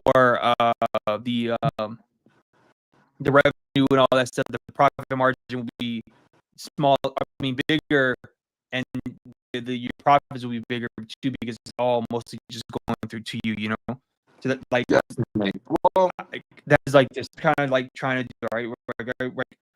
What I'm envisioning for myself specifically, for example, is yes. say I get to a point on my YouTube channel and I get to, let's say, like 50K. I can use that 50K as leverage in order to get some sort of contract or something that will be more favorable for me, because if I can prove that I can guarantee that this is going to sell X amount because of my popularity on said from my YouTube channel or whatever, then I think that that's something that will be smart, or something that's kind of something where I can see. And then even at the point of just like doing something independently on my own, where I can just put a book out, sell it, just like I was talking, giving examples like Corey Kenshin, RDC World, whoever, that's kind of like what I'm trying to think, or what I'm envisioning doing for myself, Yeah, I definitely get it in terms of that format. I don't look at the RDC World or Corey Kenshin I think that's in terms of building an audience of that magnitude. Yeah. And trying to then course correct and branch out to other things. But I mean, you're already building your platform just on comics itself. So they're kind of in a different realm. Like they built their platforms on different. Yeah, it's definitely different. That's like that was literally a specific thing too. It's like I wanted to make the channel curated to people who want to buy comics, not like that's why I didn't want to do art stuff or tutorials or anything like that, because I feel like that is a trap. I call them algorithm traps, where it's like you can do tutorials and teach people how to draw, but like people who want to learn how to draw aren't gonna want to buy your shit. You know what I'm saying? Because they're gonna be like, oh, I want to make my own thing. I don't want to, like, you know what I'm saying? Like it's not. It's not that it's fault of them. People just don't have money or whatever, and or they don't. That's not what they came to your channel for. They came to learn how to do something. Whereas like that's why I didn't do like I said, how to do books or recommending stuff or doing shit like that. I wanted to curate towards like thought provoking concepts or whatever. You know, video essays on certain things that happen in the comic book industry, whether it's like history or different random things or my perspective on certain things that's going on, stuff like that. And then hopefully a few of those people will go onto my website and they will buy my stuff, or they will even like just download, like I like the same as you. I put my digital downloads for free so I can build up a email list, which is very important. And I went from doing that. My email list before I started doing that went from like 20 some people to like over 150 people now. I'm at almost 200 people on my email list within like the year. And even though like people don't think that's a big thing, but email lists do work, and to a degree, because it is like you're going directly to your source. Like every time you buy clothes off of a certain website, they'll take your number and they'll start sending you those. Oh, we have a sale on this. We have to, you know what I'm saying? So like that's just something that I've been trying to like gear towards. And I just like I'm like just like you, I'm still studying and like trying to figure out what's working and what's not working, and seeing what's sustainable and what's not. You know, and not every time I drop a video, people are going, and like I might drop a video and it gets like a lot of views, but maybe nobody from that video will buy some shit, right? And then I'll drop a video and it might get a little bit of views, but one or two people might go and buy something, or they might check out my website, or they might add me on Instagram, or they might, you know what I'm saying? So it's a lot of different factors, and it's definitely like a long game, you know what I'm saying? Like just like you were saying, it just takes time. And if you really look at the landscape of like the professional manga artists or comic book artists, all of them are like 40 years old. You know what I'm saying? So like there's time. Like I'm 27. I'm sure I think you're younger than me. So like you still have time, you know? And that's mainly out here, though. That's like the average out here. In Japan, there's actually more young people than old people creating, because their infrastructure is built. It's actually a career path, right? And it's marketed as such, right? That's how they get the new generation in. Is they actually market it to the young generation. That's what the contests, they kind of build them up when they're young, right? So elementary school and middle school, you could be submitting your work to the newcomers award, right? And a lot of people do, right? So we don't have that here.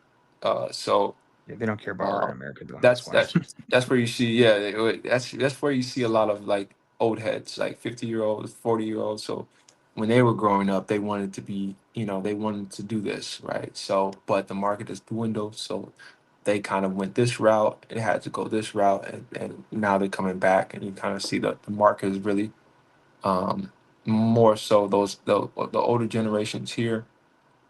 But going back to like why I made why that distinction is important between like Corey Kenshin and RDC World is you can see like the problems they kind of run into in terms of their work is more so selling their brand more than starting a career in comics. So a lot of like I've read Corey Kenshin's first chapter, and there's a lot of issues that he had within his first chapter, and that's just because he's new to this. He's new, so he's a rookie, and one, he's not.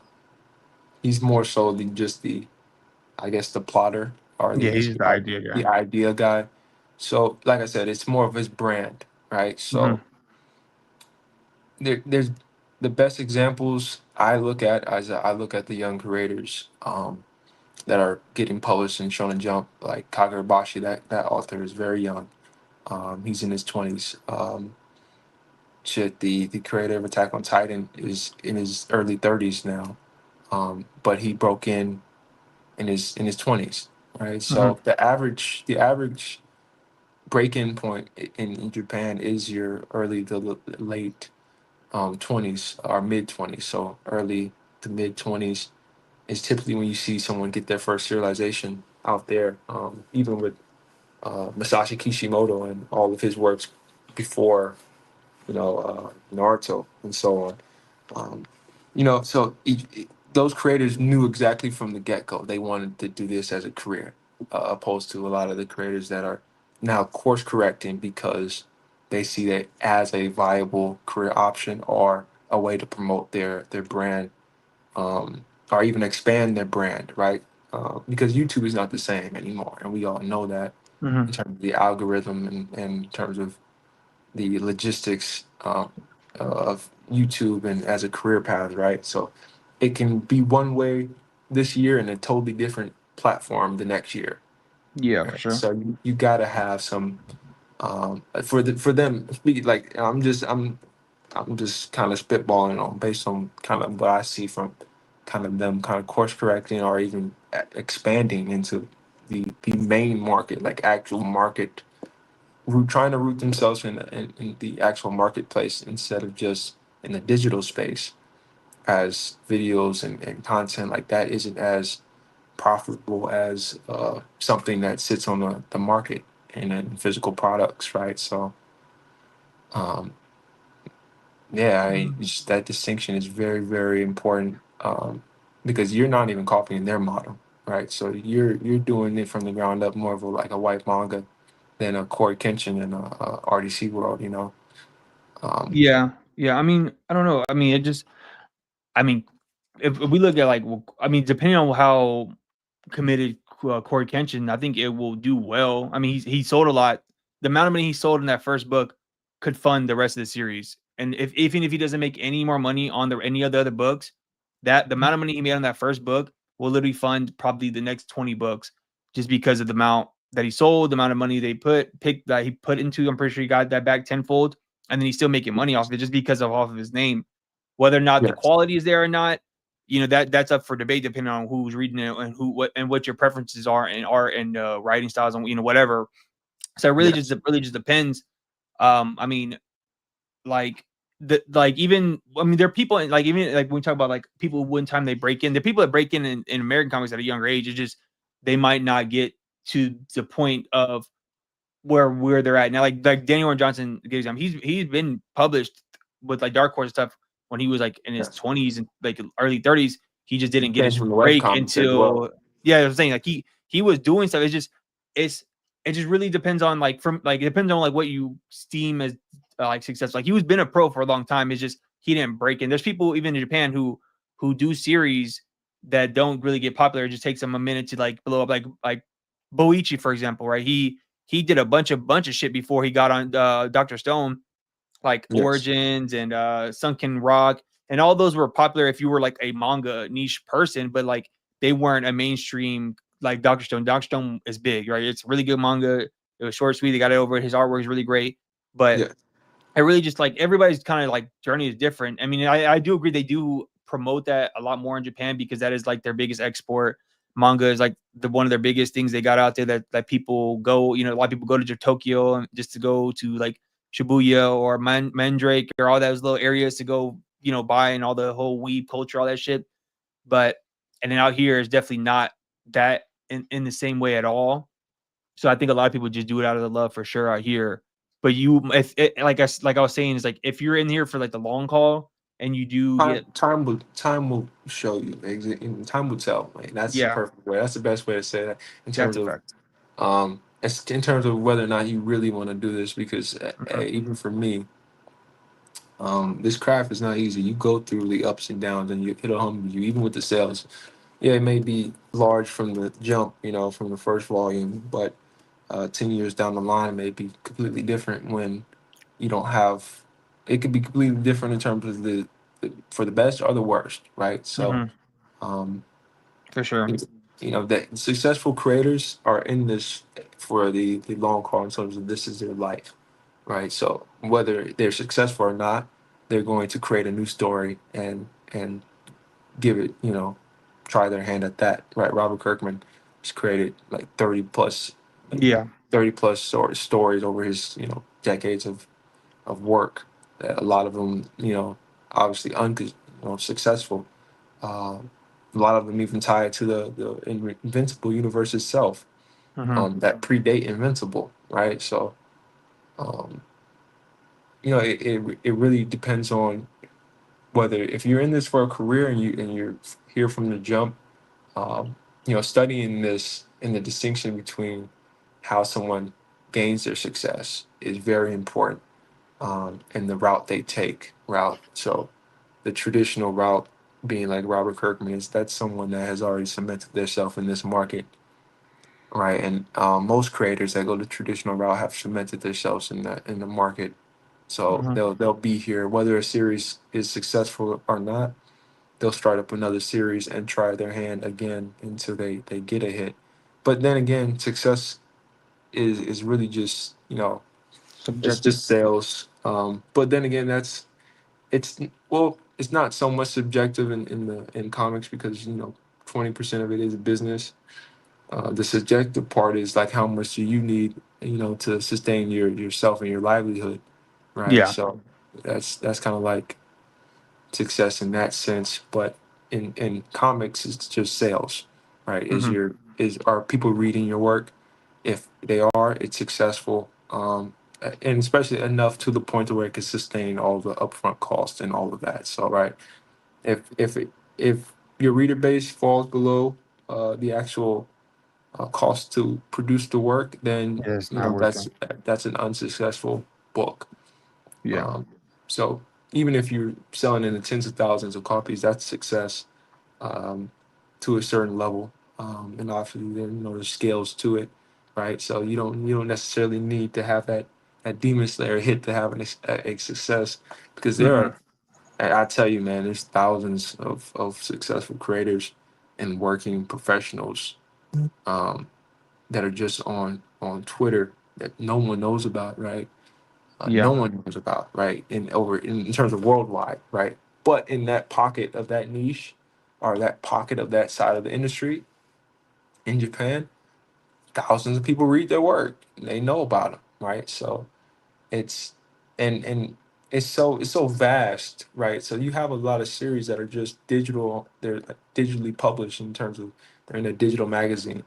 A lot of people don't know about it, but the people that Hmm. read that digital magazine there, um, a lot of them make a lot of money just by building their audience digitally, and out there they're using it in a way that it's pretty much separates the cost of production, um, tenfold, in terms of if the readers are not there, they won't test out the volume. You won't get a volume. The readers Yeah, are there, they'll test you out with a volume, and if that volume sells, the volume two, and it's a lot safer for the publisher and the artist in that sense, with a lot of the digital, magazine and sub branches magazines they have in Japan. So, Hmm. um, that's different. This market, we don't have that. We don't have publishers utilizing, um, digital readers as that such as that way. yeah, or not in Um, a very good way. They're not using it. yeah, and it's just not well developed. Like Hmm. one of my goals is all time goals, as in terms of my career, is I want to help try and revitalize the American comic industry. That's really one of my goals, and that's one, it benefits me in my like a long term career, Yeah, is if you invest in this actual market. If you see any success and you actually invest in the market that your work is in, and that your livelihood depends on, that's very important. And I think that this market just needs a lot of investment to rebuild. Like this market doesn't have any investment because it's not government funded. Um, so it just takes investment from big time successful creators that have the means to invest. So that's definitely one of my goals, long term goals, is really investing in infrastructure and building comic book shops, investing in comic book shops, keeping them alive, Hmm. investing in different distribution options, alternatives, printing costs, and in-house printers and stuff like that. But really expanding, um, like in getting books into every single cash register that you can get your work into. Any cash register stand should have comics and not just magazines.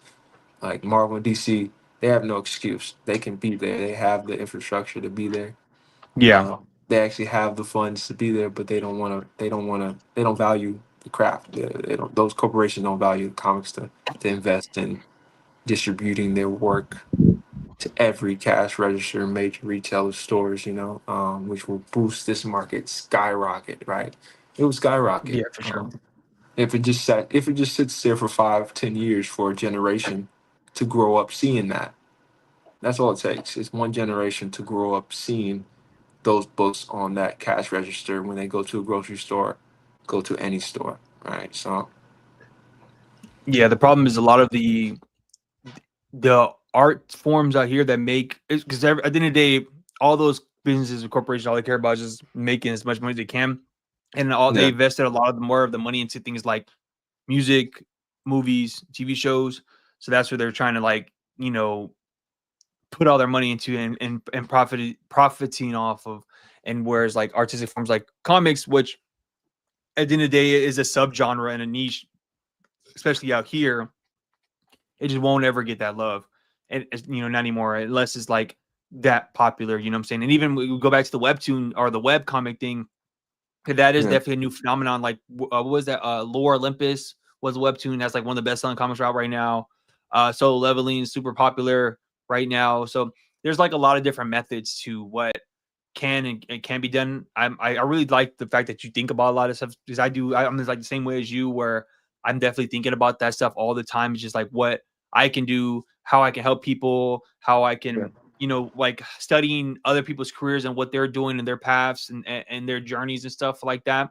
So I'm definitely like on the same wavelength as you. Is like that's really really a lot of people don't think of it that way. A lot of people don't even think in that very cerebral, real way of like, okay, how can I sustain myself? How, like, I think a lot of people, they come in with absurd or outlandish expectations of like how much money they're going to make or how much they're going to No. produce. And then once you are like really in the bones of it, you get it behind the scenes look of like, dude, there's no way I'm gonna be able to do this without doing this or without doing this. And like, even like, I was wondering like why Money is it shouldn't what even now? be the first. I said money shouldn't even be the first Yeah, thought. not even money, but I'm Right? talking about even just like, oh, I'm gonna be able to get Yeah. published and do all this stuff and da da da. I'm gonna submit packages, or I'm gonna do, and it's like, no, bro, that's not how it works. Like, you really have to like, one, you really have to hone in on your skills. Two, you really have to know how to put yourself out there in a real way for people to pay attention to what you're doing.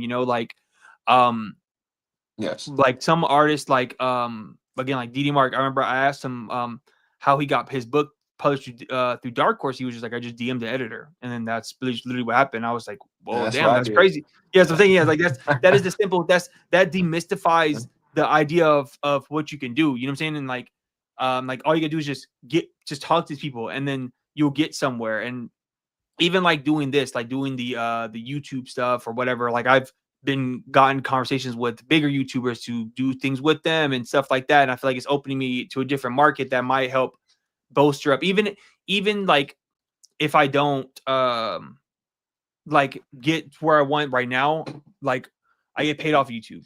And the money I get off YouTube, I've been able to utilize in order to reinvest in my comic book stuff. So all the times I buy comics is usually off of my YouTube AdSense, all the stuff, the equipment, like this microphone, for Yes. example, I bought off YouTube, all this other shit. So I'm like figuring it out and slowly learning what my role is and how I'm going to be able to utilize like the things that I've got going on to help benefit my end goal, which is to become a full-time published comic book creator like yourself, and where Oh, okay. you know what I'm saying, like that's So you something I'm do trying to. want a traditional. You want a traditional Yeah, career. for sure. I mean, I literally print out books all the time. Like I have books. That's why I did like the Kickstarter. So I'm like, I don't want to be a YouTuber. Like that's not like my goal. Like I don't want like Yeah. but what I want to do is I don't want to be Marvel or DC. I want to do like what Bone did, like Jeff Smith, where he went through like Scholastic. I want to go to like a big publisher, and like that's how you get your books in like the bookstores. That's how you get your comics in the New York Times bestseller list, and really get eyes, like real eyes, because they're not curating your book. They're not marketing your book as a comic book. They're marketing your book as a graphic novel or like a real book. Like I want my books to be in the like, what are those That's a things? different. That's a different. Damn, what are those things? Book fairs. Like I want my books to be at the book fair. I want my books to be at the library and shit like that. Because I was watching this one interview with this creator. His name is what the fuck is it? It's Kyle Baker. And he used to work at like Warner Bros. As an animator. He's done a bunch of his most popular comic he did was Plastic Man. He has a very like cartoony animation style, but it's really, really good because he has the ability to like really, because you know he works in animation, so he has the ability to draw on a lot of different type of styles and stuff. So I was watching an interview with him, and he was like, "What you need to do is find a certain niche that nobody's looking at, or and hone in on it." So he's like, "I'm gonna do a bunch of history books, like a history comic books, and that's gonna be sustainable for my financial things, so I can." So he did like books on like King David.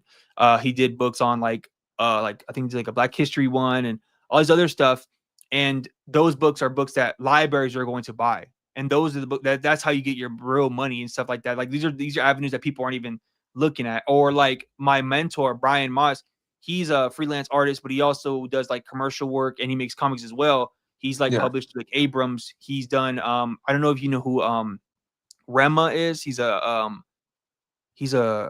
what is that shit called? Afro beats artist. He's an Afro beats artist. He did the cover art for him. He does like a lot of stuff, and he makes his money off of getting grants from his local art like community. Like he'll do like workshops for like a school or do like workshops for like a local community center, and then they'll pay him to do it, and then also they'll give him the funding to get like the supplies and all that other stuff, and then he'll have money left over to like help sustain like whatever else he has going on. And he's like he's trying to put me on to, or I'm gonna try to like talk to him more about like trying to do stuff like that, to where it's like there's ways to get money like to circumvent the comic book industry, like because the biggest holdback is like time, and then the money to like pay for your time to do this stuff, you know, because like if you have to work a 9 to 5, there's a lot of people like especially in the indie space that takes a lot of people's time away from being at the table or drawing or whatever.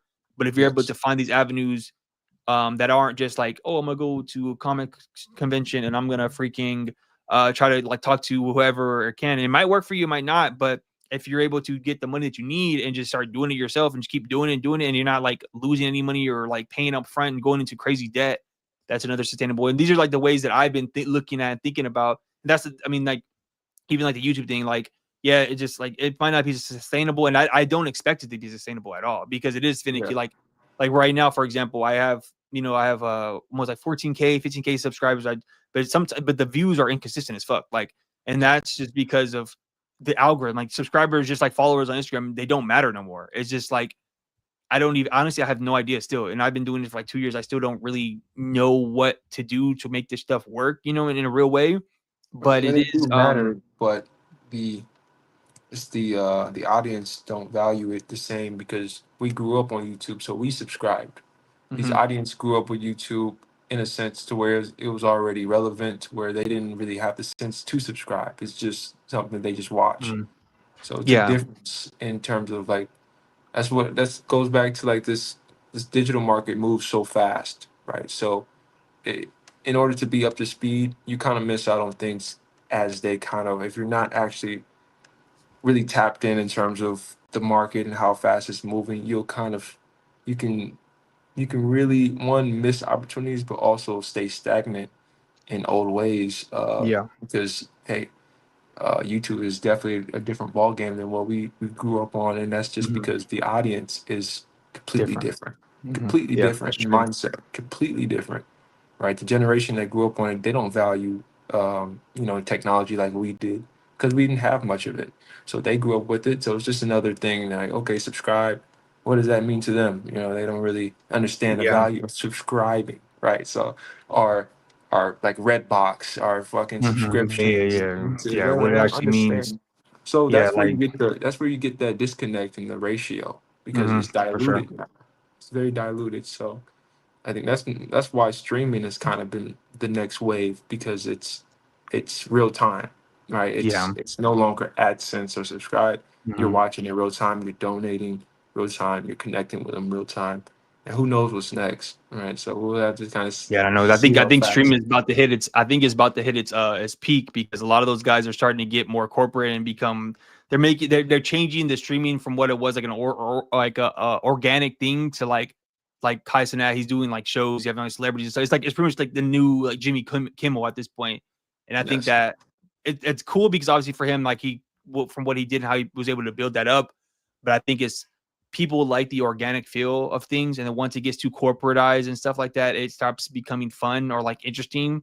And then it kind of just people move away. Like the organic growth that came from a move away. Like, I don't know, like, like SoundCloud, like were you up on SoundCloud? Like it was really big when I was in high school, when you were in high school. And then once like, you start realizing, oh wait, these record labels are actually owning all these artists. They're not independent, like random you and me type guys just rapping or singing and putting their stuff out. It died. That platform's gone now. Nobody fucking. I mean, people post on it still, but it's not the same thing anymore. You know what I'm saying? Like, so it's just timing is everything, right? Yeah. We're no longer in the traditional market, just the traditional marketplace. The digital marketplace moves 10 times as fast. So timing is more so important now in trying to be ahead. So you always got to try and think 10 steps ahead, and really try and predict where the market may be moving, or predict by seeing the actual, the audience, like the readers, the companies, what the traction is right now, staying up to date on everything, because that's also where you get that disconnect from older generations, right? They don't Yeah. understand a lot of how this stuff, even simple stuff, how this stuff works. It's very simple, but they're so Yeah. disconnected because their mindset is stuck in that time frame. So you kind of just gotta try and stay up to speed. So you DM'd an editor from Mad Cave in order to get like work with them? Well, yes and no. So I DM'd an editor. James Emmett is an editor at Mad Cave, senior editor.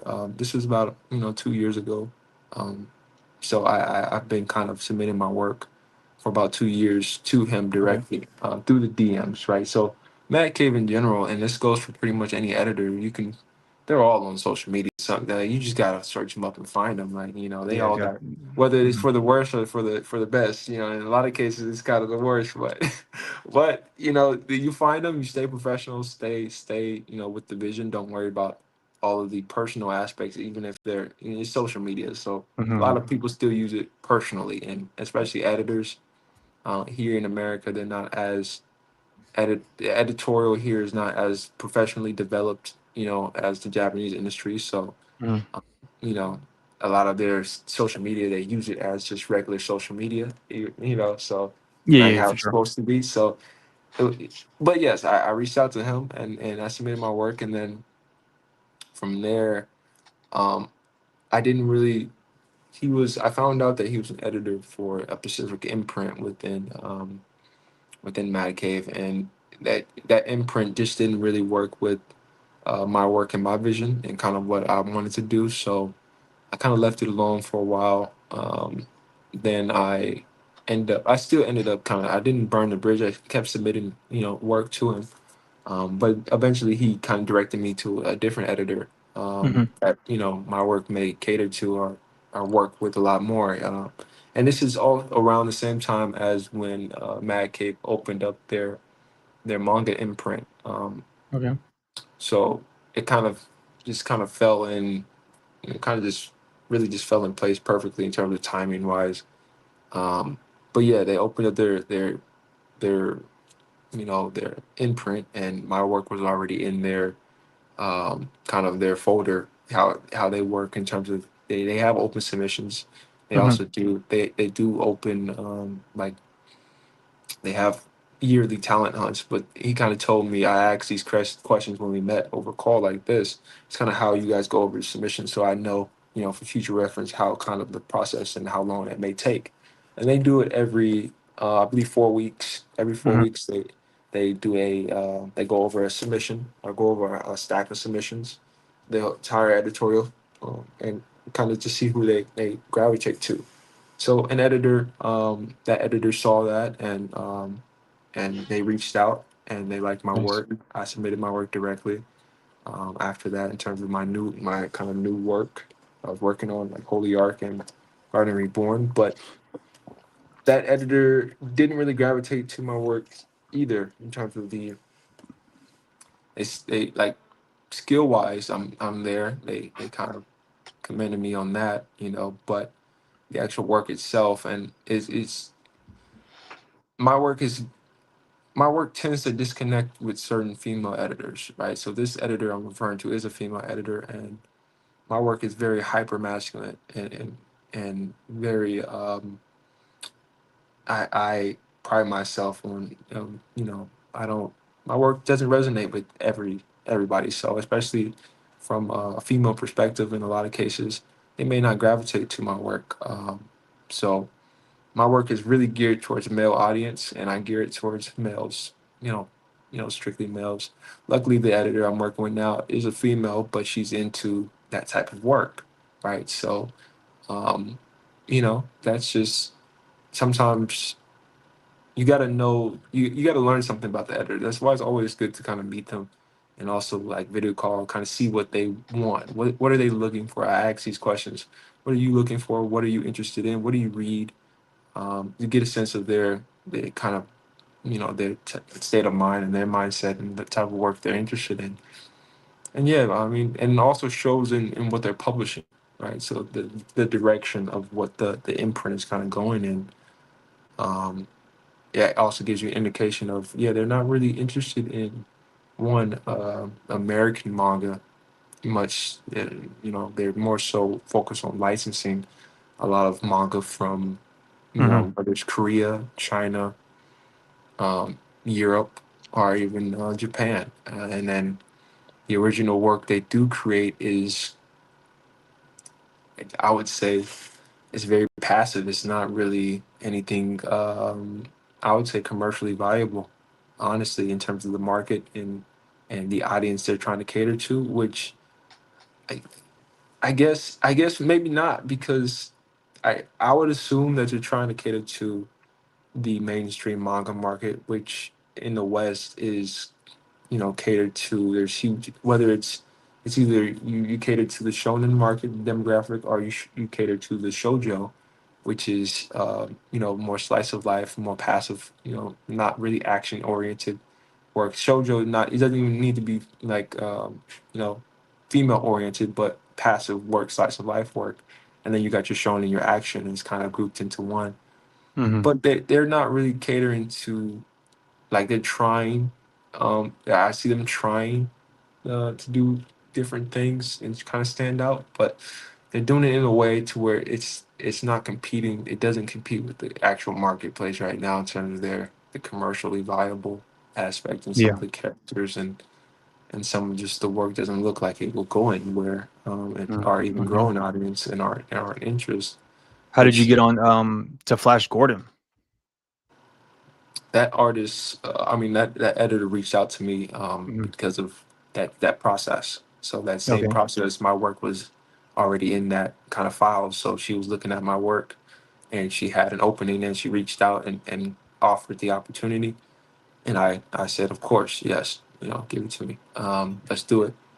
So yeah, we started working from there, and yeah, she is into the shonen aesthetic. Just shonen, like, my work is geared towards late teens, early 20s males, right? So that's Hmm. that's my demographic. That's all I focus on.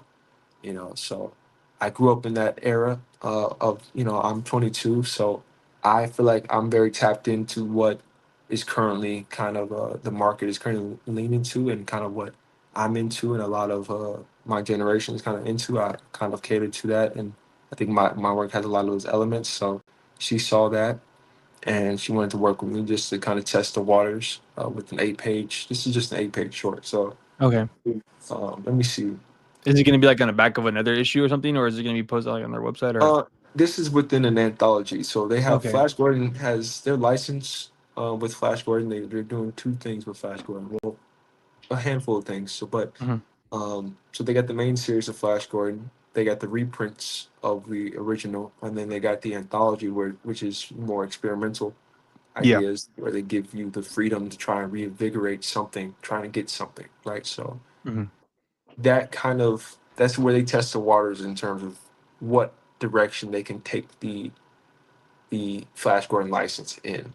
So with that approach, I came in with something that I think I can try and reinvigorate the character Flash Gordon in a way that appeals to my generation, my audience, right? So that's my mindset coming into it, while also staying true to the core Nice.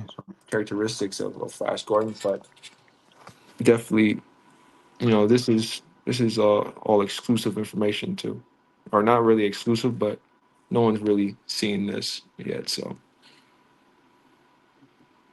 But this is my version and my approach to Flash Gordon, and and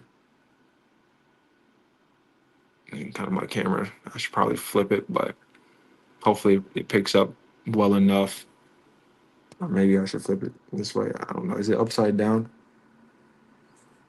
No, it looks good. Hopefully. I'm gonna remove it, but yeah, it looks good like that.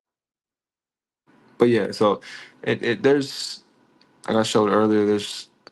It's a sort of like a mecha story. So it's like Flash Gordon and introducing some mecha aspects with Flash Ultima, which is a new kind of like it's never been done before with Flash. I really don't know, but that's what I was told. In terms of the writer and kind of this idea, I've never seen it. I'm not that versed with Flash Gordon. I've done some of my research in terms of I know it's a pioneer in terms of the sci-fi, Mhm. space opera in terms of like, it actually inspires Star Wars and Guardians of not Guardians of the Galaxy, but um, you know Star Lord in general is based off of Yeah, Flash. So nice Han man. Solo, that theme, I try Mhm. to The character try to arc. stay within that kind of character theme. I'm actually going to this is not really completely 100% my vision in terms of what I really want to do. My next pitch that I'll be pitching for after I finish this, concerning like Flash Gordon, will be more shonen, a lot more shonen, yeah, and we'll focus.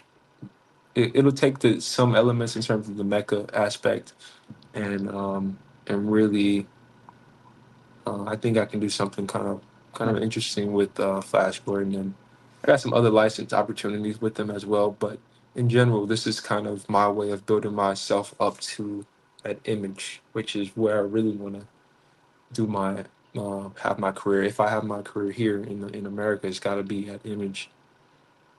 Nice man. That's what's up, man. So before I let you go, because we're Yes. going crazy right now. It's a great conversation so far, man. It's been great, man. Great Oh time. yeah. Um, what's next? So like I know you said so you're trying to you're gonna try and do more stuff with Mad Cave. Yeah. What's next with like the holy art stuff? Are you gonna be able to? Because I know there was a big gap between issue 1 and issue 2. Like are you gonna try to do that more often as well as try to work with Mad Cave and then yeah, like what's next essentially is kind of what I'm Yes. kind of So surmising at this point. yes, there was a gap in Holy Ark because Holy Ark was supposed to be my self-publishing series, and it still is. But I wanted to submit it as well to which I did. I did submit it to Japanese Newcomers Award in terms of Kodansha, kind of Mhm. focus on breaching that market as well.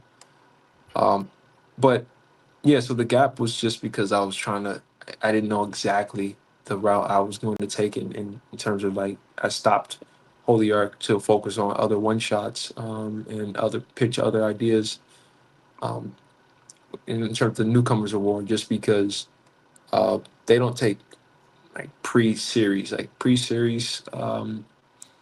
that's typically not the route, and typically not the way. You have to kind of create something new with that editor. And then if you want to come back to that idea, if you get the serialization, when you get the serialization, then you can repitch. Then you pitch an actual series. Um, so I'm still focused on growing and building my just my um, damn had a just growing my Like a actual portfolio and stuff. um, reputation. So I, I Okay. need I need a I need to grow my actual it's a better word for it, but my credibility. Yeah, there you go. So my credibility in terms of that market. So I need to stack up newcomers awards. So while I'm doing that, I'm not gonna wait on self-publishing Holy Ark. So I will continue to self-publish it, and just work on one shots on the side and kind of scale down my one shot stories because you don't have to do um, 30, 60 page one shots. Yeah. A lot of the awards that were even above my newcomers award were 8 to 9 pages. There Mhm. are a lot of them that were really short, straight to the point, and told you exactly what this character, who this character was in that character's story, right? So I'm taking that approach, and then I'm using my work for hire connection with Mad Cave to again further kind of grow in this market while also using it as a revenue stream to eventually, if I were to get a series, because Mad Cave pays very well and is very professional. Um, I'm getting 150 per page just for this project, right? And Nice, man. that's just the inks, like just the storyboard and inks, the finishes, so storyboard and finishes. That's sustainable in this current situation I'm in, right? So with my living expenses, and I'm roommating, so all I would really need is a series of 20 page a month series, greenlit, even if it's a mini series, and I can quit my job, right, my day job, and kind of start building full time. And when I actually achieve that, then I can actually expand on even more, juggling multiple different works in terms of different. My creator owned work is my priority, right? So Yeah. everything I do in terms of work for hire is to directly benefit my creator owned work. So I'm not a creator. I'm not even a work for hire artist. Like I really um, I'm not a work for hire type of artist. So this idea is even Flash Gordon is I'm trying to reinvigorate it in a way that benefits me as an artist, benefits my career, while of course staying true to the source material. But it needs to say Young Wavy. It doesn't like it needs to. The story needs to scream Young Wavy and not scream Flash Gordon. Yeah. Um, Hmm. in that sense, in order for me to actually benefit, like I can't just walk in and do what's already been done and expect to go somewhere with this Flash Gordon, which a license in general isn't. It's short term. They don't. There's no real long term gain unless you do, make it your own in a Yeah. sense. And there's good and bad comes with that in terms of if you can do it. It depends on the execution, right? So, but yeah, I mean, there's some other projects um, I was told. So Flash Gordon license is about a year in, like in terms of like when the license expires. Hmm. So if they don't renew the license, I'll be working on the Phantom, Nice. which is another, I Yeah. guess Old is school that character. Golden Age? Is that Golden? Yeah, Does that count? those are like I think the Phantom might be even be like a radio show thing before comics. It might be like around Golden Years. They have a lot of the older licenses. A lot of Yeah. that's like the name of the game for like indie like publishers to sustain their finances is to buy Yeah. old IPs and try to resell them because it's easier to resell that stuff because it already has like a marketplace. Whereas like Yes. if you try to keep selling like we were talking about earlier, if you keep trying to sell in like creator owned stuff, it's really harder to get people to give a fuck about creator owned stuff compared to something that they already care about. That's why there's always rebates or reboots all the time. But And yeah, man, I'm gonna let you go though, man. We had a great yeah. conversation. I All really right, we're gonna appreciate need a you part giving two me for your sure. time. Yeah, we're gonna do that part 2 for sure. Hopefully we can figure out the camera things. We can get more on camera, the drawing stuff, because you're a talented artist, and I know that um you say you don't want to do work for hire, but I think you could definitely benefit from doing like covers and stuff. Like if people hit you up to do like variant covers and stuff, I think you could probably make a quick couple bucks doing that stuff too to help with your budget, what you need to get. Because that's a lot of people. A lot of people do that on the side. So I think you could do that. Like you have really good like design aspects too, especially with like your mangas, your own books and stuff. Thank you. But yeah, I really appreciate you for stopping by. Everybody go be on the lookout for Holy Ark. It will be on Amazon here soon, hopefully. Go follow Young Wavy on Instagram. That he has a fantastic art. Yeah, man, I appreciate you. Yeah, but Thank you for having me. hell yeah, man. I can do it right now.